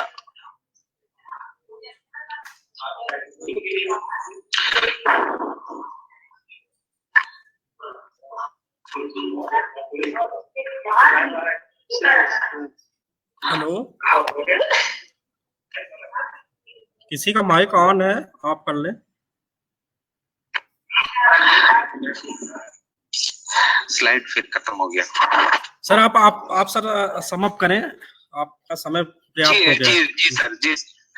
तो इस तरह से देखा जाए तो राष्ट्रीय शिक्षा नीति 2020 में जो शिक्षक शिक्षा के लिए बात की गई है कि 4 साल का एकीकृत जो शिक्षण पाठ्यक्रम की बात की गई है कि 2030 तक जो बीएड जो होगा वो न्यूनतम योग्यता होगी शिक्षक बनने के लिए, और उसके लिए 4 साल का एकीकृत जो कोर्स होगा वो होगा।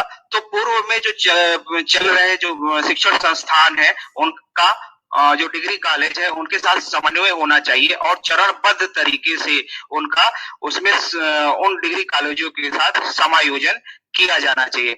बहुत बहुत धन्यवाद, आप लोगों ने हमें सुना और इतना अवसर देने के लिए बहुत बहुत धन्यवाद। जी धन्यवाद। डायट कुशीनगर।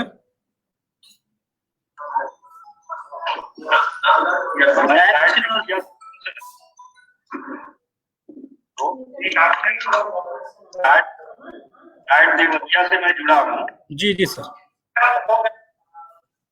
अगर आप अनुमति दें तो फिर मैं जी जी जी सर शुरू करें। देवरिया, डायट देवरिया। जी सर।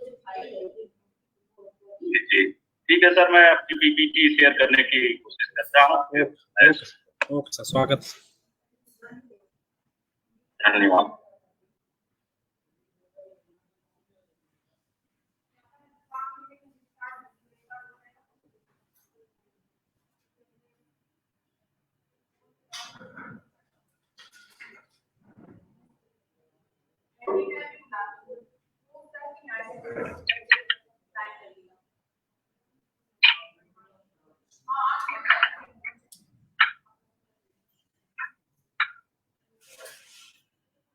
पीपीटी शेयर हो रही है मेरी? जी जी सर, आप कंटिन्यू करें। जी सर, पीपीटी शो हो रही है, आवाज भी आ रही है, आप कंटिन्यू करें। जी धन्यवाद सर। आज के इस वेब संगोष्ठी में राष्ट्रीय शिक्षा नीति 2020 की क्रियान्वयन योजना के संबंध में मैं डॉक्टर जितेंद्र कुमार, प्रवक्ता शिक्षा शास्त्र डायट देवरिया, इस वेबिनार में उपस्थित निदेशक महोदय एससीईआरटी, संयुक्त शिक्षा निदेशक एससीईआरटी, प्राचार्य महोदय डायट देवरिया तथा उपस्थित सभी विद्वतजन का हार्दिक स्वागत एवं अभिनंदन करता हूं। इस वेबिनार में प्रतिभाग करने हेतु अवसर प्रदान करने के लिए मैं अपने डायट प्राचार्य सर का आभार व्यक्त करता हूं, जिन्होंने मुझे इस क्रियान्वयन योजना के बनाने में अपना बहुमूल्य मार्गदर्शन प्रदान किया है। जैसा कि आप अवगत हैं, इस वेबिनार में जो मुझे राष्ट्रीय शिक्षा नीति 2020 के जिन अंशों के क्रियान्वयन योजना के बारे में बात करना है वह है राष्ट्रीय शिक्षा नीति 2020 की पूर्व प्राथमिक शिक्षा, स्कूली शिक्षा, शिक्षक शिक्षा तथा अन्य सुसंगत अध्यायों के से संबंधित है। जैसा कि हम जानते हैं, किसी भी कार्य की सफलता उस कार्य को करने की योजना तथा उसे प्रभावी ढंग से लागू करने पर निर्भर करती है। ठीक उसी प्रकार नई शिक्षा नीति 2020 की सफलता भी उसके प्रभावी क्रियान्वयन पर ही लागू करेगा। अब हम कोई भी अगर क्रियान्वयन योजना इसके लिए हम बात करें तो सबसे पहले जो कुछ स्मरणीय बिंदु हैं जिनके बारे में हमें विशेष रूप से ध्यान रखना होगा, जैसे कि हमारे जो विभिन्न संस्थान हैं, निकाय हैं, उनके द्वारा जो भी प्रयास हो वो व्यवस्थित हो और एक नेतृत्व प्रदान करने वाला हो। और उसी जैसे कि हमारे अगर बात करें तो शिक्षा मंत्रालय है, फिर विभिन्न राज्यों के अपने शिक्षा विभाग हैं, फिर उनके जो जैसे कि केंद्र में एनसीईआरटी है, राज्य में एससीईआरटी है, फिर अगर जिला लेवल पे हम बात करें तो डाइट है, हमारे जिला शिक्षा एवं प्रशिक्षण संस्थान है। उसी तरह से इसके बारे में जो सबसे आवश्यकता इस बात की है मुझे कहने की कि जो राष्ट्रीय शिक्षा नीति है, जो इसके उद्देश्य है वो बहुत ही सार्वभौमिक व्यापक है और जब तक हम इनके बारे में इससे संबंधित जो हितधारक हैं उन तक इसके उद्देश्यों को नहीं पहुंचाएंगे, इनकी बातों को मूल रूप ढंग से नहीं पहुंचाएंगे, तब तक हम कोई भी कार्य योजना लागू भी कर दें, लेकिन जब तक वो उन तक पहुंचेगी नहीं इनके बारे में, तब तक वो शायद वो उतनी सफल नहीं हो सकती। इसलिए वो कहने की मुझे जरूरत है कि इसके क्रियान्वयन करते समय अन्य जो बिंदु है, नीति की जो इसकी भावना है, प्रयोजन है कि इसका क्या जो राष्ट्रीय शिक्षा नीति 2002 की भावना है, इसका क्या आशय है, उस पर भी ध्यान रखा जाए।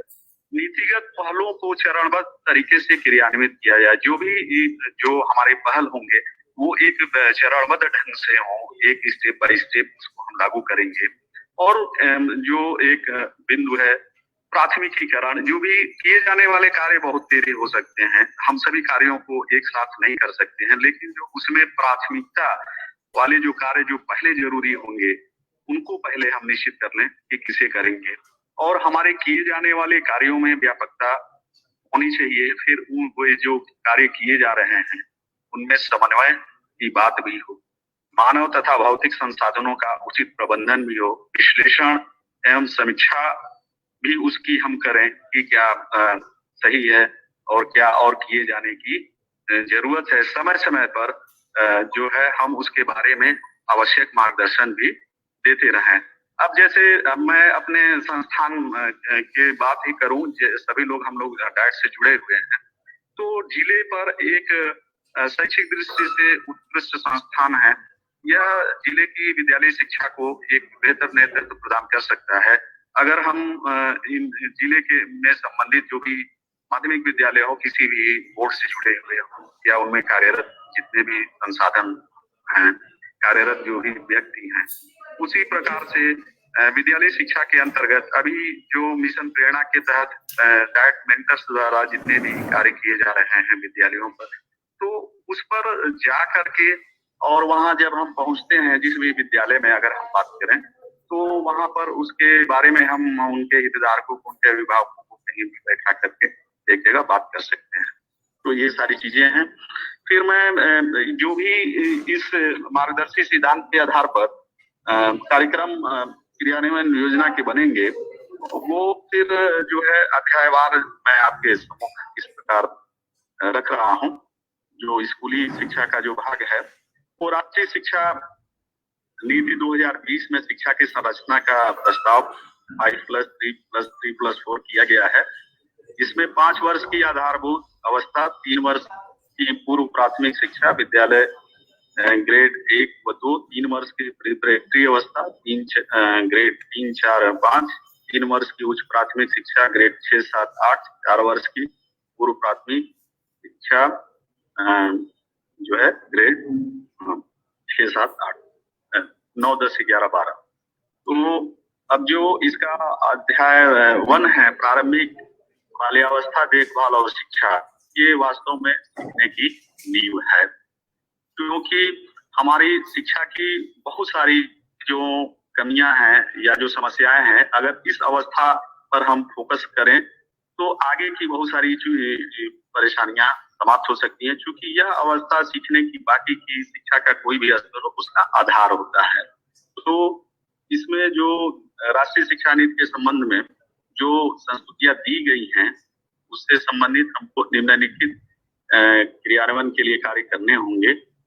पहला, आंगनबाड़ी केंद्रों की अवसंरचनात्मक कायाकल्प सुनिश्चित करना। जैसा कि वर्तमान में आंगनबाड़ी केंद्र हैं, उनके पास बच्चों के देने के लिए बहुत उचित संसाधन नहीं है। हाँ, तो उनके लिए जैसे कि अगर हम प्री प्राइमरी एजुकेशन की बात करें तो एक खेल उसका महत्वपूर्ण पार्ट होता है। गतिविधि आधारित उसकी जो संकल्पना की गई है, चाहे वो मॉन्टेसरी की हो और फ्रोवेल की हो, तो उसके लिए एक स्थान चाहिए। फिर स्थान के साथ साथ सहयोग, संसाधन चाहिए कि बच्चों के खेलने के जो उपकरण होंगे वो पर्याप्त रूप से हों। तो और फिर जो अवसंरचनात्मक हैं कि उनके भवन जो हो, उनके फर्नीचर, बच्चों को बैठने के लिए जो फर्नीचर होते हैं बड़ों के बैठने के फर्नीचर से अलग होते हैं। तो इस ढंग को से हम अवसंरचनात्मक बिल्कुल कायाकल्प हम जब तक इनका नहीं करेंगे तब तक उस गुणात्मक शिक्षा देने की बात हम नहीं कर सकते, क्योंकि यह शिक्षा भावी शिक्षा का आधार है। और इस शिक्षा को जब तक हम मजबूत ढंग से नहीं देने की कोशिश कर पाएंगे तब तक बाकी सारी योजनाएं उतनी मुझे सफलता नहीं प्राप्त करती दिखती हैं। दूसरा जो है, सामाजिक जागरूकता उत्पन्न करना होगा। जैसे कि मैंने पहले भी कहा कि सामाजिक जागरूकता एक ऐसा है ठीक उसी प्रकार से जैसे हम किसी प्रोडक्ट को निर्मित करते हैं, लेकिन जब तक उसका व्यापक प्रचार प्रसार जैसे भी हम उचित माध्यमों के से कर लेते हैं तो फिर उस प्रोडक्ट को बेचने में आसानी होती है। ठीक उसी प्रकार से राष्ट्रीय शिक्षा नीति की जो मूल भावना है, जो भी मूल बातें हैं, जो उसके व्यापक उद्देश्य है, उनसे इसके हितधारकों को, छात्र हो गए, शिक्षक हो गए, अभिभावक उनके संबंधित हो गए, स्थानीय लोग हो गए, समुदाय जो भी है, इनको हमें जागरूक करना होगा कि जो अभी की जो शिक्षा नीति है वह पूर्व की शिक्षा नीतियों से या पूर्व की शिक्षा संबंधी बातों से किस मामले में भिन्न है। तो वो सहयोग करने के लिए मैंने शुरू में ही बताया कि बहुत सारे उपाय हो सकते हैं। चूंकि डाइट्स जुड़ा हुआ है, जिले का एक मात्र नहीं तो एक शैक्षिक उत्कृष्ट शैक्षिक संस्थान है, तो इसके भी अब सपोर्टिव सुपरविजन के दौरान अगर डाइट्स से मेंटर्स पहुंचते हैं तो वे कर सकते हैं कि उसके एचएम को फोन कर दें कि वे अपने पोषक क्षेत्र के से संबंधित अभिभावकों से संपर्क करके उस दिन वो रखें और वो जाए, उनसे वो व्यापक चर्चा करें। फिर इस चीज को एक संकुल स्तर पे किसी दिन हो सकता है, किसी ब्लॉक स्तर पे हो सकता है, फिर सभी विद्यालय शिक्षकों का एक साथ हो सकता है। लेकिन ये सारी चीजें फेस टू फेस में मैं उम्मीद कर रहा हूँ, क्योंकि ऑनलाइन की बहुत सारी जो है सुविधाएं हैं, तो इसकी एकमात्र मुझे समझ में आता है कि जो आमने सामने की जो परिस्थिति होती है वो ज्यादा प्रभावशाली होती है। तो उस चीज की कमी को एक दूर करते हुए जब तक उनको हम जागरूक कर लें तो हमारा आगे का रास्ता बहुत आसान हो सकता है। अभिभावकों को सहयोग देने के लिए तैयार करना, जैसे अभिभावक को सहयोग हम देने के लिए तैयार करें, ये भी एक बहुत आवश्यक कार्य है। अभिभावक शिक्षा के ही उद्देश्य को, शिक्षा के ही महत्व को नहीं समझते हैं। तो राष्ट्रीय शिक्षा नीति के बारे में तो वो अभी मुझे लगता है कि अगर हम सर्वे करें तो अधिकांश अभिभावकों को, जो खास करके हमारे सरकारी प्राथमिक विद्यालयों में जिनके बच्चे पढ़ने आते हैं, उन्हें तो इनके बारे में कोई जानकारी ही नहीं होगी। तो उनको इस शिक्षा नीति से संबंधित और उनके बच्चे की शिक्षा कितनी जरूरी है, उनके अन्य जो घरेलू कार्य हैं, जो आर्थिक जो उनके कार्य हैं, उसके साथ साथ तो जब वे तैयार हो जाएंगे तो समय से बच्चे को विद्यालय में भेजेंगे। विद्यालय द्वारा जो निर्देश दिए जाएंगे उस पर वे बच्चों को तैयार करेंगे और बच्चों को सहयोग देंगे। इस कार्य को भी करना है और इस कार्य को करने में भी एक व्यापक योजना की जरूरत पड़ेगी और उसका क्रियान्वित करना पड़ेगा। और आंगनबाड़ी कर्मियों के लिए विशेष प्रशिक्षण की व्यवस्था भी करनी होगी, क्योंकि अभी जो आंगनबाड़ी में कार्यरत जो कर्मी हैं वे पर्याप्त रूप से पूर्व प्राथमिक शिक्षा के बारे में वे मुझे लगता है परिचित नहीं है। वे उनको एक प्रॉपर चैनल से, उचित माध्यम से, फेस टू फेस मोड में इन्हें प्रशिक्षित करने की जरूरत है। और इनका प्रशिक्षण बहुत ही मतलब गुणात्मक होना चाहिए कि कहीं से भी ये ना रहे कि बस एक पूरा हो रहा है। कारण ये है कि अगर आंगनबाड़ी केंद्र हमारे प्रशिक्षित हो गए तो चूंकि ये ऐसा स्थान होगा, चूंकि अभी हमारे विद्यालयों में हमारी शिक्षा प्रणाली में पूर्व प्राथमिक शिक्षा की जो भी बात की जाती है, लेकिन वो जब तक गुणात्मक रूप से वो शिक्षा का आधार बने भावी शिक्षा की, आगे की शिक्षा का, तो उसमें उनमें जो कार्य करने वाले लोग कहीं न कहीं ये फाउंडेशनल एक आधार तैयार करेंगे, तो वे बहुत ही उच्च गुणवत्ता की उनकी प्रशिक्षण हो, उनका ज्ञान हो, तो वे आगे के लिए बच्चों की जो बुनियादी जो जानकारियां हैं, जैसे भाषा से संबंधित, गणित से संबंधित, वो सारी समस्याएं दूर हो जाएगी। इनके प्रशिक्षण में जो बाल मनोविज्ञान तथा शिक्षा शास्त्री, समाज शास्त्री, अन्य सिद्धांतों का समावेश करते हुए इनका विशिष्ट प्रशिक्षण का पाठ्यक्रम भी बनाया जाना चाहिए।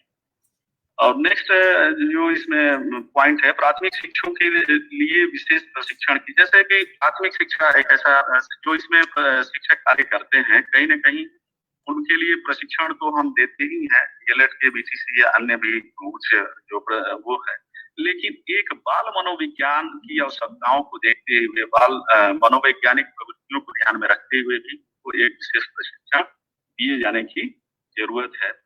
पूर्व प्राथमिक कक्षाओं हेतु पुस्तकों का विकास स्थानीय भाषा में हो, यह इसलिए जरूरी है, हालांकि ये अलग की बात नहीं है, लेकिन व्यवहार में क्या है कि एक जो स्थानीय भाषा, जो बच्चा उसके घर की भाषा है या ज्यादातर समुदाय की भाषा है, अगर उस भाषा में हम पाठ्य पुस्तक का विकास करेंगे तो वो सुनेगा भी, और वो उस भाषा की सुनी हुई चीजों को वो अपनी पुस्तकों में भी देखा गया, तो उससे बच्चे के अंदर आत्मविश्वास आएगा, उसको लगाव होगा, और ये कह सकता है कि जो चीजें मैं विद्यालय में सुनता हूँ या चीज जो मुझे दिखती है वो मुझे घर के पास भी, तो ऐसा कार्य करना पड़ेगा। फिर जो बुनियादी साक्षरता और संख्या ज्ञान सीखने के लिए एक सर समय का ध्यान रखें सर। सर समय हो गया जी सर। जी तो ठीक है सर, मैं कोशिश करता हूँ कि ठीक है सर। भाषा के शिक्षण अधिगम के लिए आकर्षक गतिविधि युक्त पुस्तकों का विकास, भाषा के आधारभूत कौशलों के विकास के लिए कहानी कथन तथा सुनना को प्रोत्साहित किया जाए, कहानियों की चित्रमय पुस्तकें उपलब्ध करानी होंगी, गणितीय अवधारणाओं का बोध कराने के लिए शिक्षक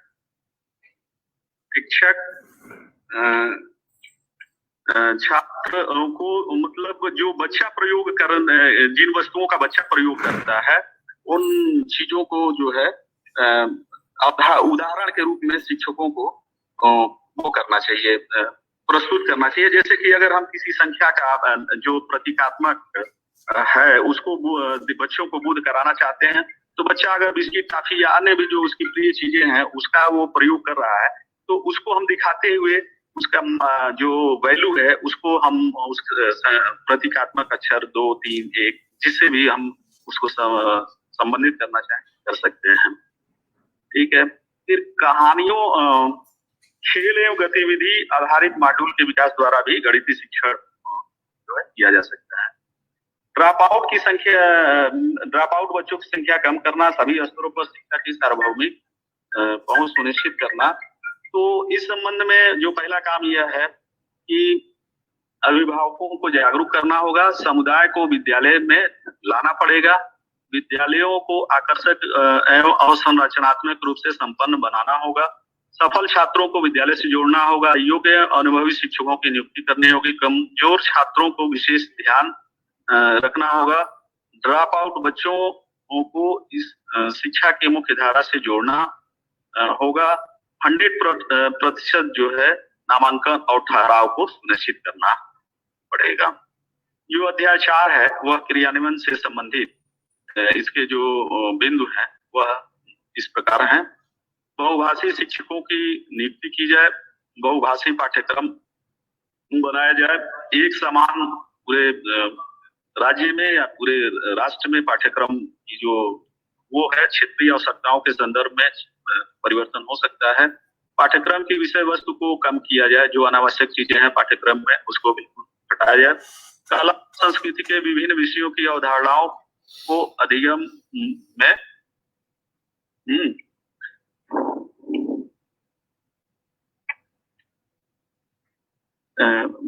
आधार के रूप में उपयोग किया जाए। आकलन की नवीन गतिविधियों को लागू किया जाए।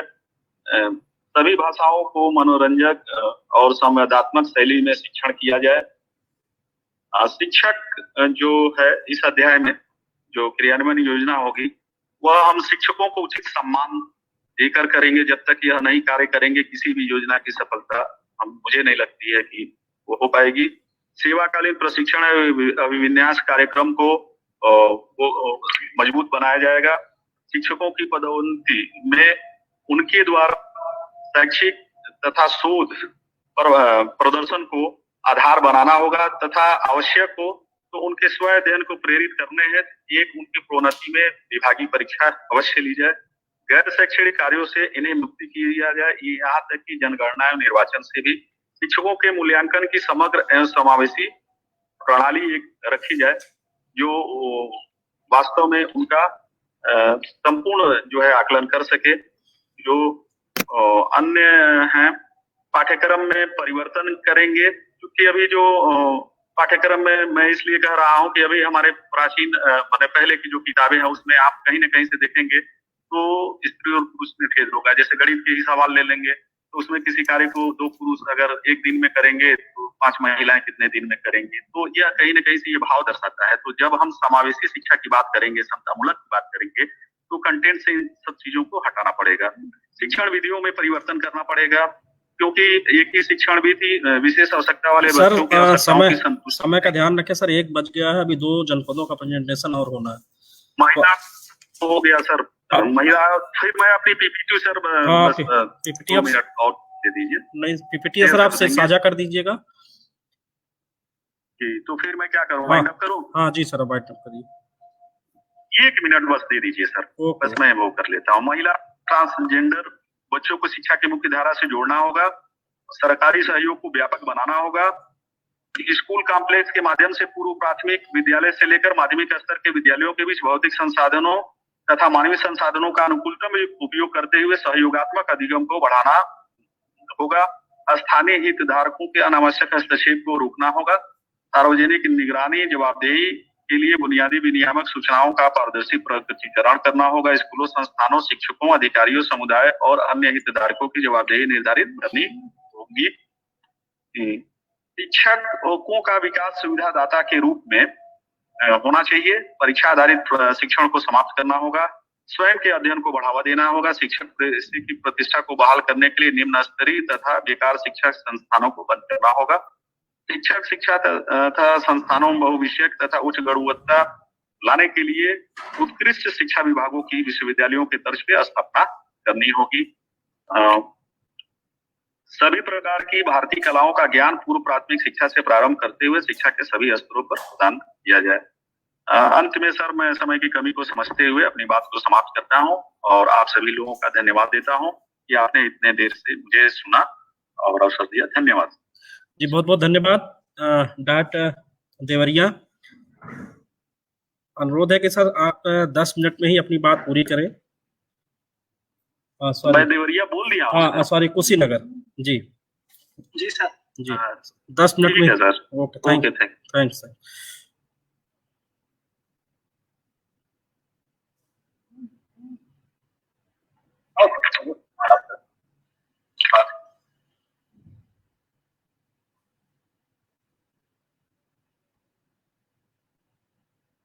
डॉक्टर कुशीनगर, आपका माइक म्यूट है। डॉक्टर कुशीनगर अनम्यूट, माइक को अनम्यूट कर ले। जी सर, आवाज सुनाई दे रही है? जी जी जी सर, आप समय का ध्यान रखें, 1 बज गया है, कार्यक्रम का समय संभवतः।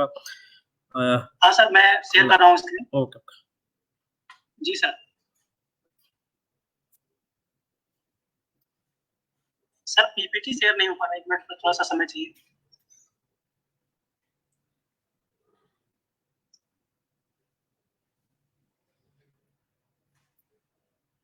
एक मिनट सर। Okay okay.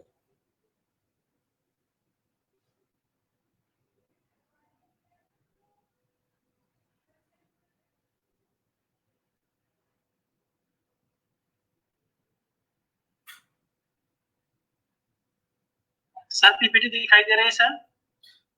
हाँ ओके ओके, दिख रही सर। ठीक है, कंटिन्यू करें।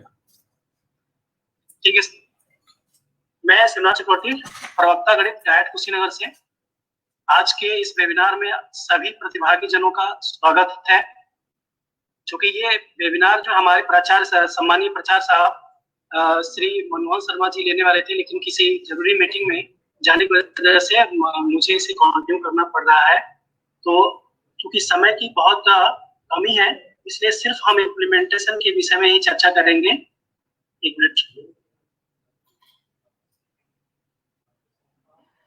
Minute, sir. नहीं,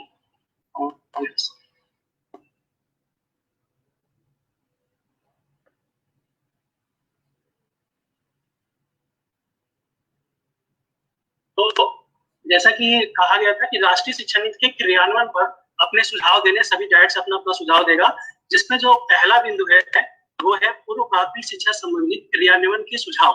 जिसमें पहला बिंदु है 3 से 6 वर्ष के बच्चों के लिए आंगनबाड़ी, बाल वाटिका और प्री स्कूल के माध्यम से मुफ्त, सुरक्षित और गुणवत्तापूर्ण शिक्षा की उपलब्धता सुनिश्चित किया जाना चाहिए। यानी सर्वप्रथम 3 से 6 वर्ष के जो बच्चे हैं उनके लिए जो आंगनबाड़ी, बाल वाटिका और प्री स्कूल के माध्यम से उन्हें मुफ्त में सुरक्षित और गुणवत्तापूर्ण शिक्षा की उपलब्धता को सुनिश्चित किए जाने के लिए जो भी कदम है उसको उठाने की सर्वप्रथम जरूरत है। दूसरा पॉइंट है, प्रत्येक आंगनबाड़ी केंद्र के लिए आवश्यक कार्यकर्तियों की संख्या के लिए मानक का निर्धारण किया जाए एवं उनके आधुनिक प्रशिक्षण और संसाधनों की उपलब्धता पर जोर दिया जाए। अगर उनके पास संसाधन होगा और वो प्रशिक्षित होंगे तो जो प्री प्राइमरी स्कूल के जो बच्चे होंगे उनको बेहतर से बेहतर शिक्षण दे सकेंगे। प्रशिक्षित कार्यकर्तियों की नियुक्ति अध्यापक पात्रता परीक्षा के समान मानकीकृत परीक्षाओं के माध्यम से किया जाए। प्रत्येक वर्ष के लिए निश्चित समय का प्रशिक्षण पाठ्यक्रम तैयार कर तदनुरूप इनको प्रशिक्षित किया जाए। ये सब आंगनबाड़ी कार्यकर्तियों या बाल वाटिका या प्री स्कूल के जो शिक्षक हैं उनके लिए ये सारी कार्य योजना है। पूर्व प्राथमिक स्तर के छात्रों के लिए पाठ्यक्रम इस प्रकार तैयार किए जाए कि बच्चे खेल तथा गतिविधि आधारित शिक्षा प्राप्त करें। यानी पूर्व प्राथमिक स्तर के जो बच्चे होंगे उन सभी बच्चों के लिए ऐसा पाठ्यक्रम तैयार किया जाए कि बच्चे खेल खेल में तथा गतिविधि के आधारित शिक्षा को प्राप्त कर सके। जब खेल खेल में बच्चे सीखेंगे तो वो किसी भी कंटेंट को बहुत ही अच्छी तरह से सीख पाएंगे। सर मेरी आवाज जा रही है? Pradeep sir, Pradeep sir, Pradeep sir मेरा आवाज सुन रहे हैं? जी जी सर, बोले सर, आपकी आवाज आ रही है। हेलो आप प्रदीप सर, आपकी आवाज आ रही सर, बोले आप। आवाज आ रही है आपकी? ठीक है, थैंक यू सर। अगला पॉइंट है, मॉनिटरिंग सिस्टम को मजबूत किया जाए तथा संबंधित विभागों की उत्तरदायित्व सुनिश्चित किया जाए। बच्चों के स्वास्थ्य का निःशुल्क और नियमित जांच कराया जाए। यानी जो प्री प्राइमरी के जो बच्चे हैं उनका एक निःशुल्क स्वास्थ्य जांच किया जाए और ये नियमित रूप से कराया जाए। हर 6 महीने या साल भर में जो भी जैसा भी सिस्टम है, जिससे वो नियमित रूप से उनका स्वास्थ्य जांच होगा तो वो फिर अगर वो तो अच्छे से अच्छे तरीके से एजुकेशन ग्रहण कर सकेंगे। नेक्स्ट है, अभिभावकों को उनके पालकों की शिक्षा से संबंधित अधिकारों और कर्तव्यों से अवगत कराया जाए तथा उन्हें शिशुओं को पूर्व प्राथमिक शिक्षा दिलाने के लिए प्रेरित किया जाए। अब स्कूल शिक्षा संबंधित क्रियान्वयन के कुछ सुझाव हैं। इसमें पहला है, सर्वप्रथम शिक्षकों के रिक्त पदों को शीघ्रता से भरा जाए एवं यह सुनिश्चित किया जाए कि प्रत्येक स्कूल में शिक्षक विद्यार्थी अनुपात 1:30 या इससे कम। अगर स्कूलों में शिक्षक होंगे तो फिर आप वो बेहतर से बेहतर बच्चों को शिक्षा प्रोवाइड करा सकेंगे और वो शिक्षण कार्य और शिक्षा अध्ययन प्रक्रिया बहुत ही अच्छी तरह से हो पाएगी। शिक्षक ही नहीं होंगे तो फिर बच्चों को शिक्षा देने में कठिनाई होगी या उनको शिक्षा ग्रहण नहीं कर पाएंगे। शिक्षकों को अपने शिक्षण में तकनीक यानी ICT, TLM या गतिविधि के प्रयोग करने के लिए प्रशिक्षित किया जाए। इन शिक्षकों का जो टाइम टाइम पे जो प्रशिक्षण दिया जाता है, उस प्रशिक्षण में शिक्षक को ICT प्रयोग करना, TLM का प्रयोग करना या TLM बनाना, फिर गतिविधि प्रयोग करने, शिक्षण में गतिविधि प्रयोग करने के लिए उनको प्रशिक्षित किया जाए और इसकी मॉनिटरिंग किया जाए ताकि शिक्षक जो है अपनी शिक्षण अधिगम प्रक्रिया को बेहतर से बेहतर बना सके। मातृभाषा या स्थानीय भाषा को शिक्षा का माध्यम बनाने के लिए शिक्षकों को प्रशिक्षित किया जाए तथा इसके लिए स्पष्ट दिशा निर्देश दिए जाए।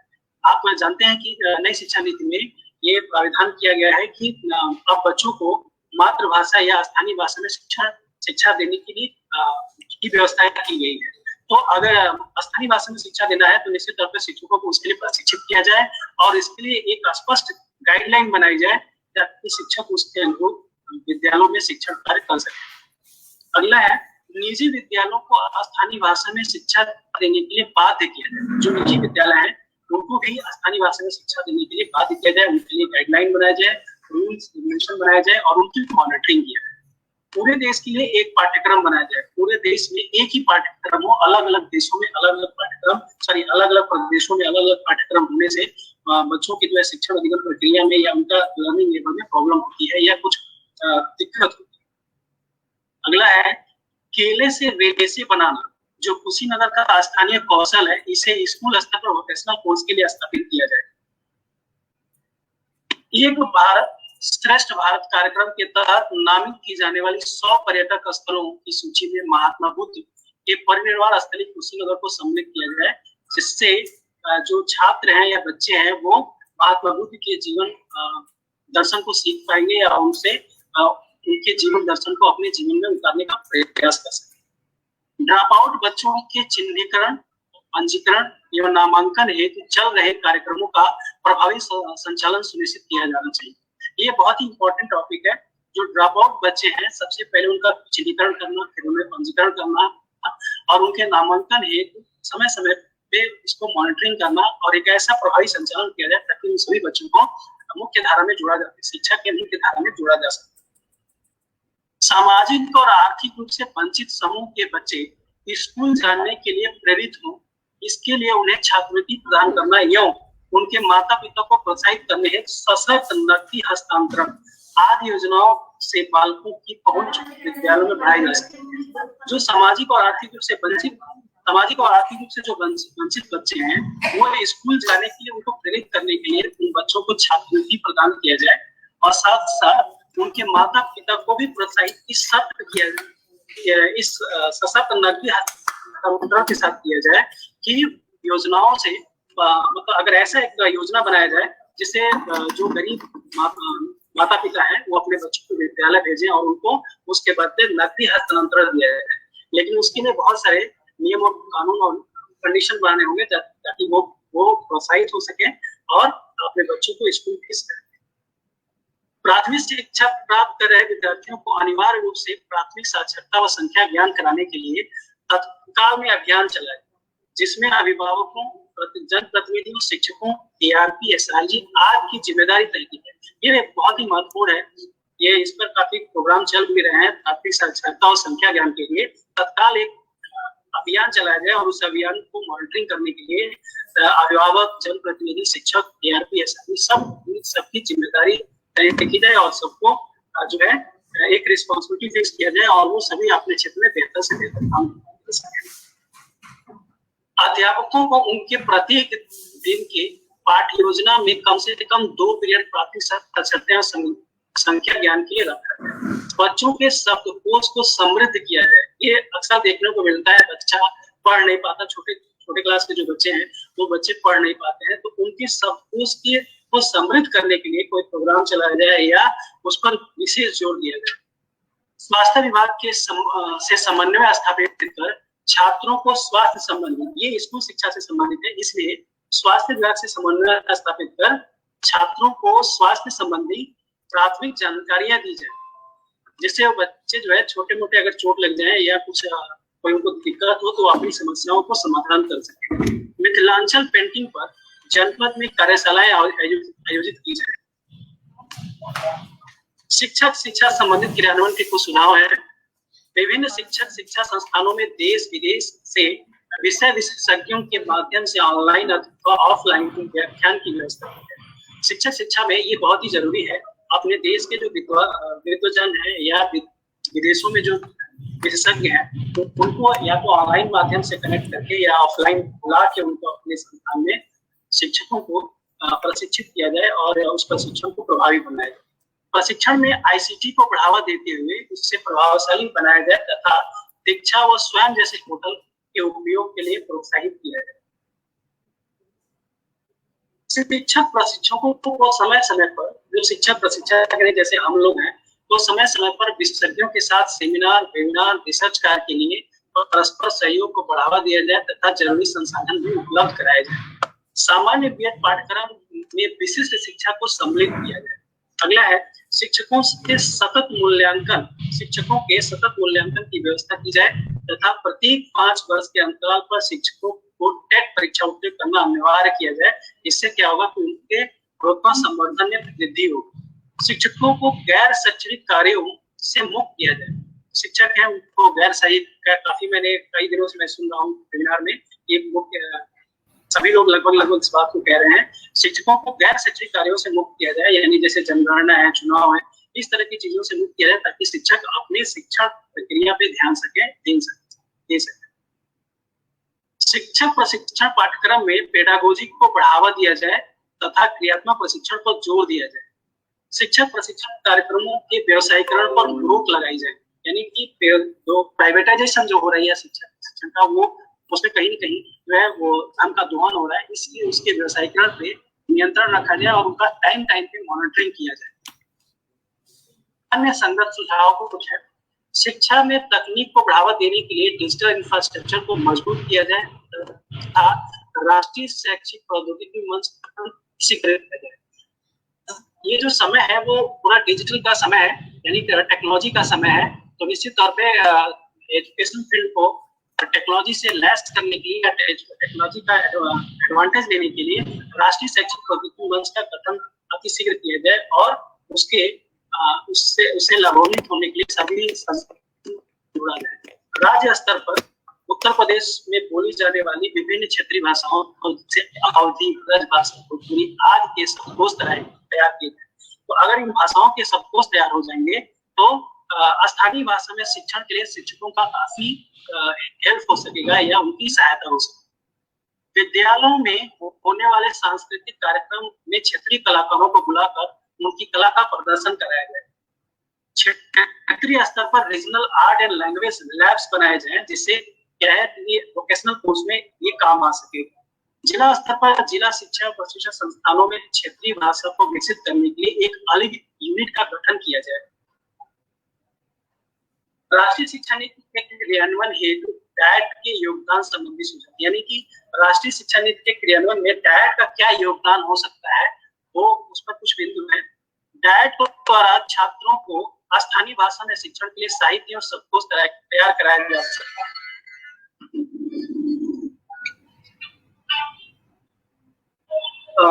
ये बहुत ही इंपॉर्टेंट है, डायट इस पे काम कर सकता है कि डायट द्वारा छात्रों की स्थानीय भाषा है उसमें शिक्षण के लिए साहित्य तैयार कर सकता है और शब्दकोश तैयार कर सकता है। जैसे कुशीनगर जो है वो पूर्वांचल और पूर्वांचल की मुख्य भाषा भोजपुरी है, इससे हम लोग भोजपुरी के कुछ शब्दकोश तैयार कर सकते हैं।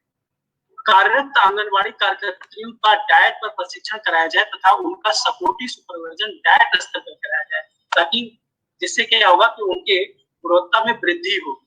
पूर्व प्राथमिक बच्चों के लिए एनसीईआरटी द्वारा विकसित की जाने वाली पाठ्यक्रम का स्थानीय भाषा में रूपांतरण तथा संबंधित जीएलएम एक्टिविटी पोस्टर का निर्माण कराया जाए। नियमित समय अंतराल पर शिक्षकों को कक्षा शिक्षण में तकनीकी के उपयोग के लिए प्रशिक्षण दिया जाए। बुनियादी साक्षरता और संख्या ज्ञान कराने के लिए डायट द्वारा प्रक्रियागत मॉड्यूल का निर्माण कराया जाए। व्यवसायिक शिक्षा और कार्यानुभव के लिए डायट द्वारा औद्योगिक स्थानों का चिन्हित कर उनका सहयोग लिया जाए। व्यवसायिक शिक्षा यानी कि जो वोकेशनल कोर्स की बात की गई है स्कूली शिक्षा में, उसके लिए डायट क्या कर सकता है कि औद्योगिक स्थानों को चिन्हित कर सकता है और उसमें विद्यालयों के बच्चों को उस वोकेशनल कोर्स के लिए उनका सहयोग लिया जा सकता है इन औद्योगिक संस्थानों को। एक भारत श्रेष्ठ भारत ये मैंने आपको बताया भी है। एक भारत श्रेष्ठ भारत कार्यक्रम के तहत नामित की जाने वाली 100 पर्यटक स्थलों की सूची में महात्मा बुद्ध की परिनिर्वाण स्थली जो कुशीनगर में है उसको सम्मिलित कराया जाएगा। डायट द्वारा सामाजिक जागरूकता उत्पन्न की जाए, जिसके लिए अभिभावकों, जनप्रतिनिधियों को राष्ट्रीय शिक्षा नीति के प्रारंभिक शिक्षा एवं स्कूली शिक्षकों के प्रावधानों और उनके क्रियान्वयन के तरीकों से अवगत कराया जाए। ड्रॉप आउट बच्चों के चिन्हीकरण, पंजीकरण और नामांकन की मॉनिटरिंग डायट द्वारा किया जा सकता है। सर समय का ध्यान रखिए सर। डायट कुशीनगर बस खत्म होने वाला सर। ओके, खत्म होने वाला सर। ओके। मिथिलांचल और पूर्वांचल की भाषा में शिक्षण और पेंटिंग को बढ़ावा देने के लिए डायट द्वारा कार्यशाला आयोजित की जा सकती है, जिससे क्या होगा कि पूर्वांचल की भाषा भी समृद्ध होगी और बच्चे उस भाषा में आसानी से शिक्षण प्रक्रिया को संपन्न कर सकते हैं। जिले के प्रत्येक उच्च प्राथमिक विद्यालय के गणित के अध्यापक को तार्किक ज्ञान तथा कोडिंग शिक्षण का प्रशिक्षण देकर उच्च प्राथमिक विद्यालयों में तार्किक ज्ञान तथा कोडिंग शिक्षण को अनिवार्य बनाया जाए और डायट स्तर पर इसकी लगातार मॉनिटरिंग की जाए। तो ये थे हमारा डायट क्या कर सकता है इम्प्लीमेंटेशन में, उसके कुछ सुझाव। धन्यवाद, बहुत बहुत धन्यवाद, आपने हमें बहुत ही ध्यान से सुना। Next Pradeep sir. Thank you, बहुत बहुत धन्यवाद। डायट मऊ जी सर, बिल्कुल 10 मिनट ही समय। सर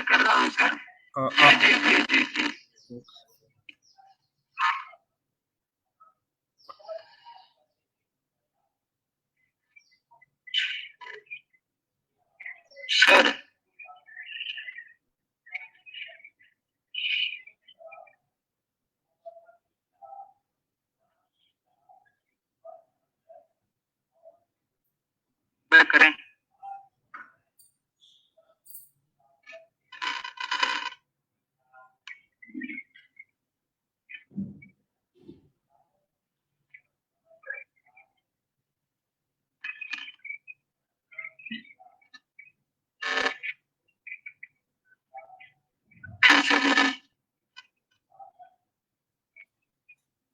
अपने शेयर कर दीजिए।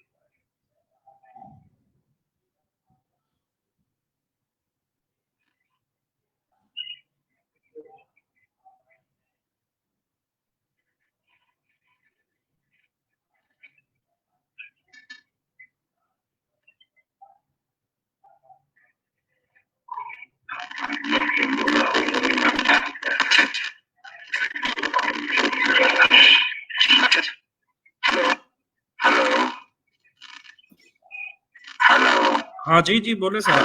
जी बताइए। हाँ सर, वो पीपीटी में शेयर कर रहा हूँ, तब तक मैं आपकी आवाज आवाज ठीक नहीं आ रही है सर। सर आवाज आ रही है मेरी? नहीं, आवाज साफ नहीं आ रही, आपके माइक में कुछ प्रॉब्लम है। अच्छा सर, फिर से मैं कर लेता हूँ।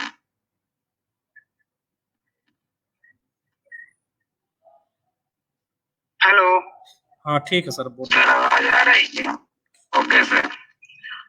नई राष्ट्रीय शिक्षा नीति विषय पर सर आपके माइक में प्रॉब्लम है। बात कर रहे हैं। आपकी माइक बात कर रहे हैं सभी प्रतिभागियों को। अंशुमान जी, अंशुमान जी आपकी माइक में टेक्निकल प्रॉब्लम दिख रही है, आप दूसरे के मोबाइल से कर लें। इसमें आवाज साफ नहीं आ रही। अच्छा,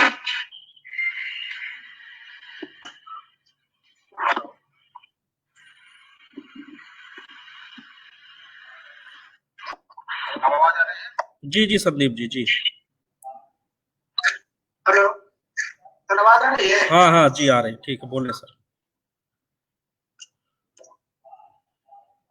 हाँ सर, नई राष्ट्रीय शिक्षा नीति विषय पर आयोजित इस वेबिनार में प्रतिभाग कर रहे हैं प्रतिभागियों को मैं डॉक्टर अंशुमान सिंह, प्रवक्ता शिक्षा शास्त्र, जिला शिक्षा। नई राष्ट्रीय शिक्षा नीति विषय पर शिक्षा क्रियान्वयन योजना क्या होगी और क्रियान्वयन करने के लिए निश्चित रूप से होती होगी। जैसा कि हम सभी जानते हैं जुलाई 2023 दिन महत्वपूर्ण, क्योंकि इस दिन देश को नई राष्ट्रीय शिक्षा नीति मिली। यह देश की तीसरी और 121वीं शिक्षा नीति है, जो भारतीय परंपरा एवं मूल्यों के आलोक में तैयार की गई। इस राष्ट्रीय शिक्षा नीति का जो उद्देश्य है वो भारत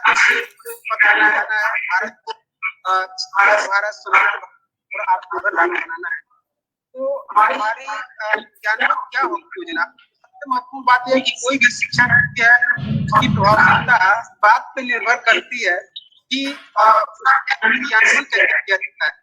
तो इसके लिए सबसे बात जो किया जाए, और दूसरी बात निश्चित रूप से शिक्षा में थोड़ा सुधार तो कर गया, लेकिन कैसे बढ़ाया जाएगा ये निश्चित रूप से होगी। तो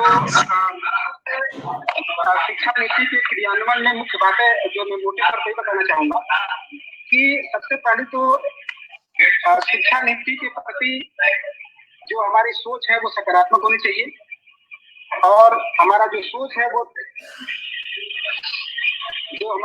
सकारात्मक होनी चाहिए, और इसकी जो मूल भावना है, इसका जो प्रयोजन है, इसको समझना होगा जो हमारी प्रस्तावना में निहित है। दूसरी बात कि जो निर्धारित लक्ष्य निर्धारित किए जाए उसको चरणबद्ध ढंग से क्रियान्वयन करना होगा। तीसरी बात यह है कि जो कार्य महत्वपूर्ण होगा, जो आवश्यक है, उसको पहले किया जाए जिससे कि एक मजबूत नींव का निर्माण हो सके।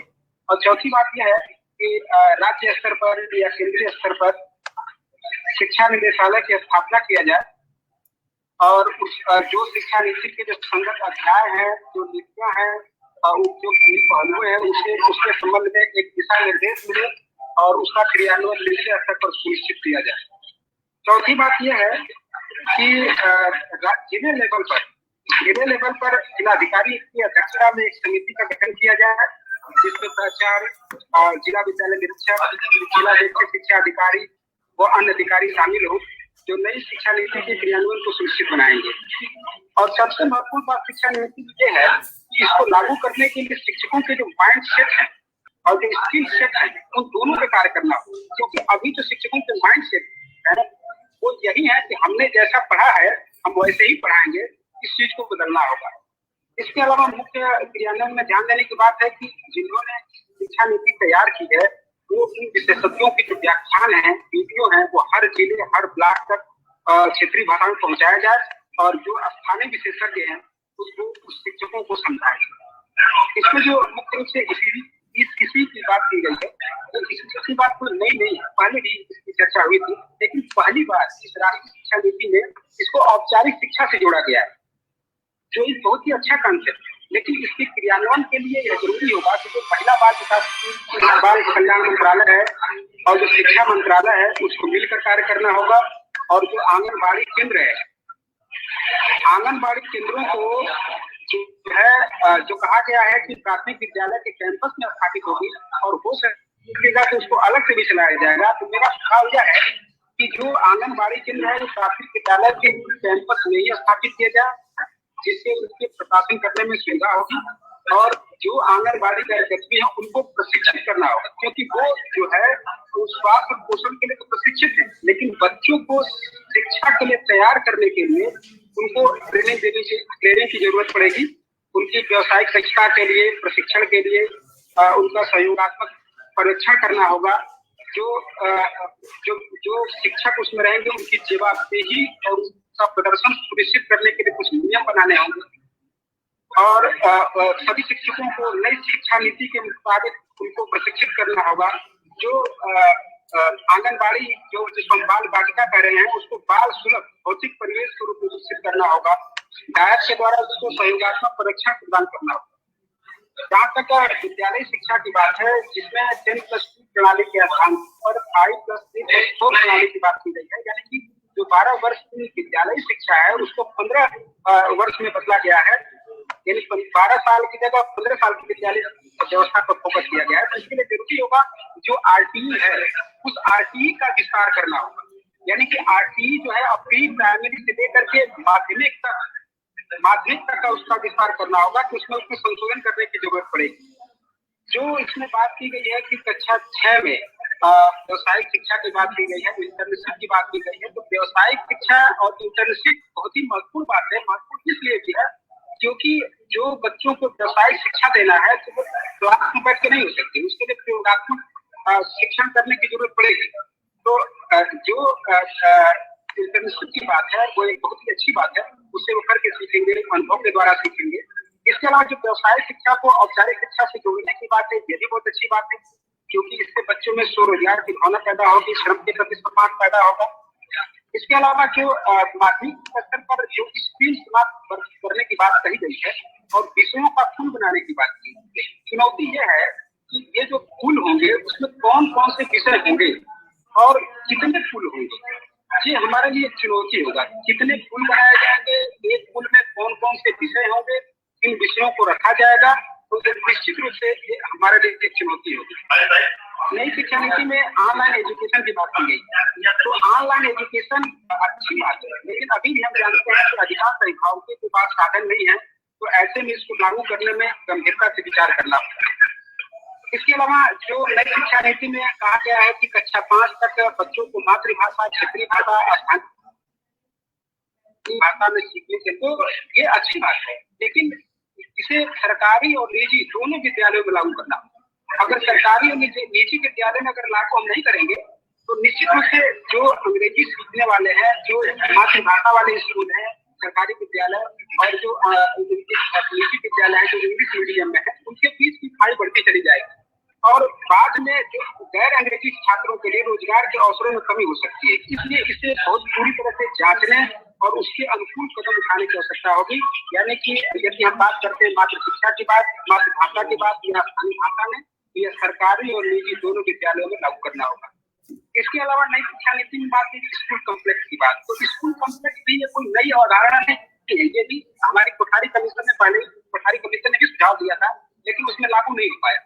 अब इस पे जोर दिया गया है, तो निश्चित रूप से क्योंकि हम जानते हैं कि प्राथमिक विद्यालय है, उच्च प्राथमिक विद्यालय है, माध्यमिक विद्यालय है, वो काफी भौतिक संसाधनों से, मानवीय संसाधनों से जूझ रहे हैं, तो उसके लिए स्कूल कॉम्प्लेक्स का जो प्रावधान है वो बहुत अच्छा है। लेकिन समस्या इस बात की है कि इस स्कूल कॉम्प्लेक्स में कहा गया कि माध्यमिक जो विद्यालय है वो लीडरशिप का काम करेगा और उसके 5 से 10 किलोमीटर के दायरे में जितने भी प्राथमिक विद्यालय, उच्च प्राथमिक विद्यालय और माध्यमिक विद्यालय होंगे वो उसके दायरे में होंगे। वो कौन कौन से विद्यालय होंगे उसके लिए नियम बनाना होगा। दूसरी बात, हम जानते हैं कि जो प्रारंभिक विद्यालय है और जो माध्यमिक विद्यालय है वो निदेशालय स्तर से अलग अलग है। यानी कि जिले में जिला बेसिक शिक्षा अधिकारी है प्रारंभिक शिक्षा के लिए, माध्यमिक शिक्षा के लिए जिला विद्यालय निरीक्षक है। तो इन दोनों निदेशालयों में आपस में समन्वय स्थापित करना निश्चित रूप से एक चुनौती होगी और इसको मिलजुल करके इसको समन्वय स्थापित करना होगा। तभी स्कूल कॉम्प्लेक्स की जो अवधारणा है कि स्कूल कॉम्प्लेक्स के अंदर जितने भी विद्यालय होंगे जो भौतिक संसाधनों का, मानवीय संसाधनों का उपयोग कर सकेंगे।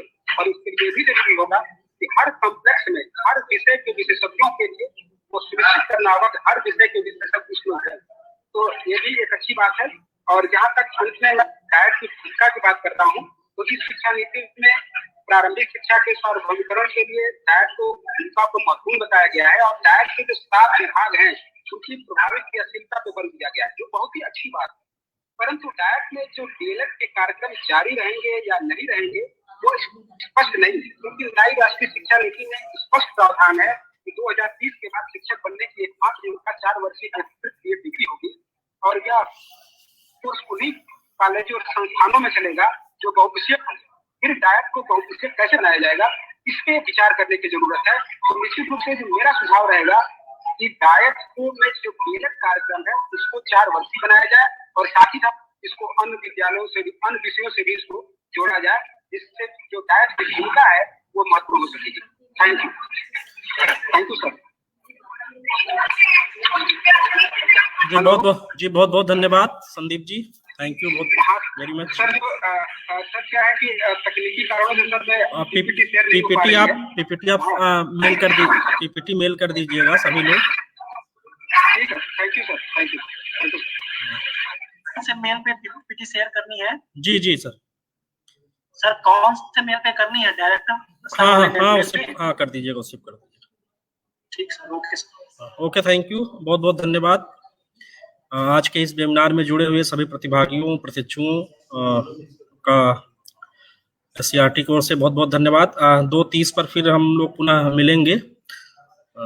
ठीक है, सभी को धन्यवाद, नमस्कार।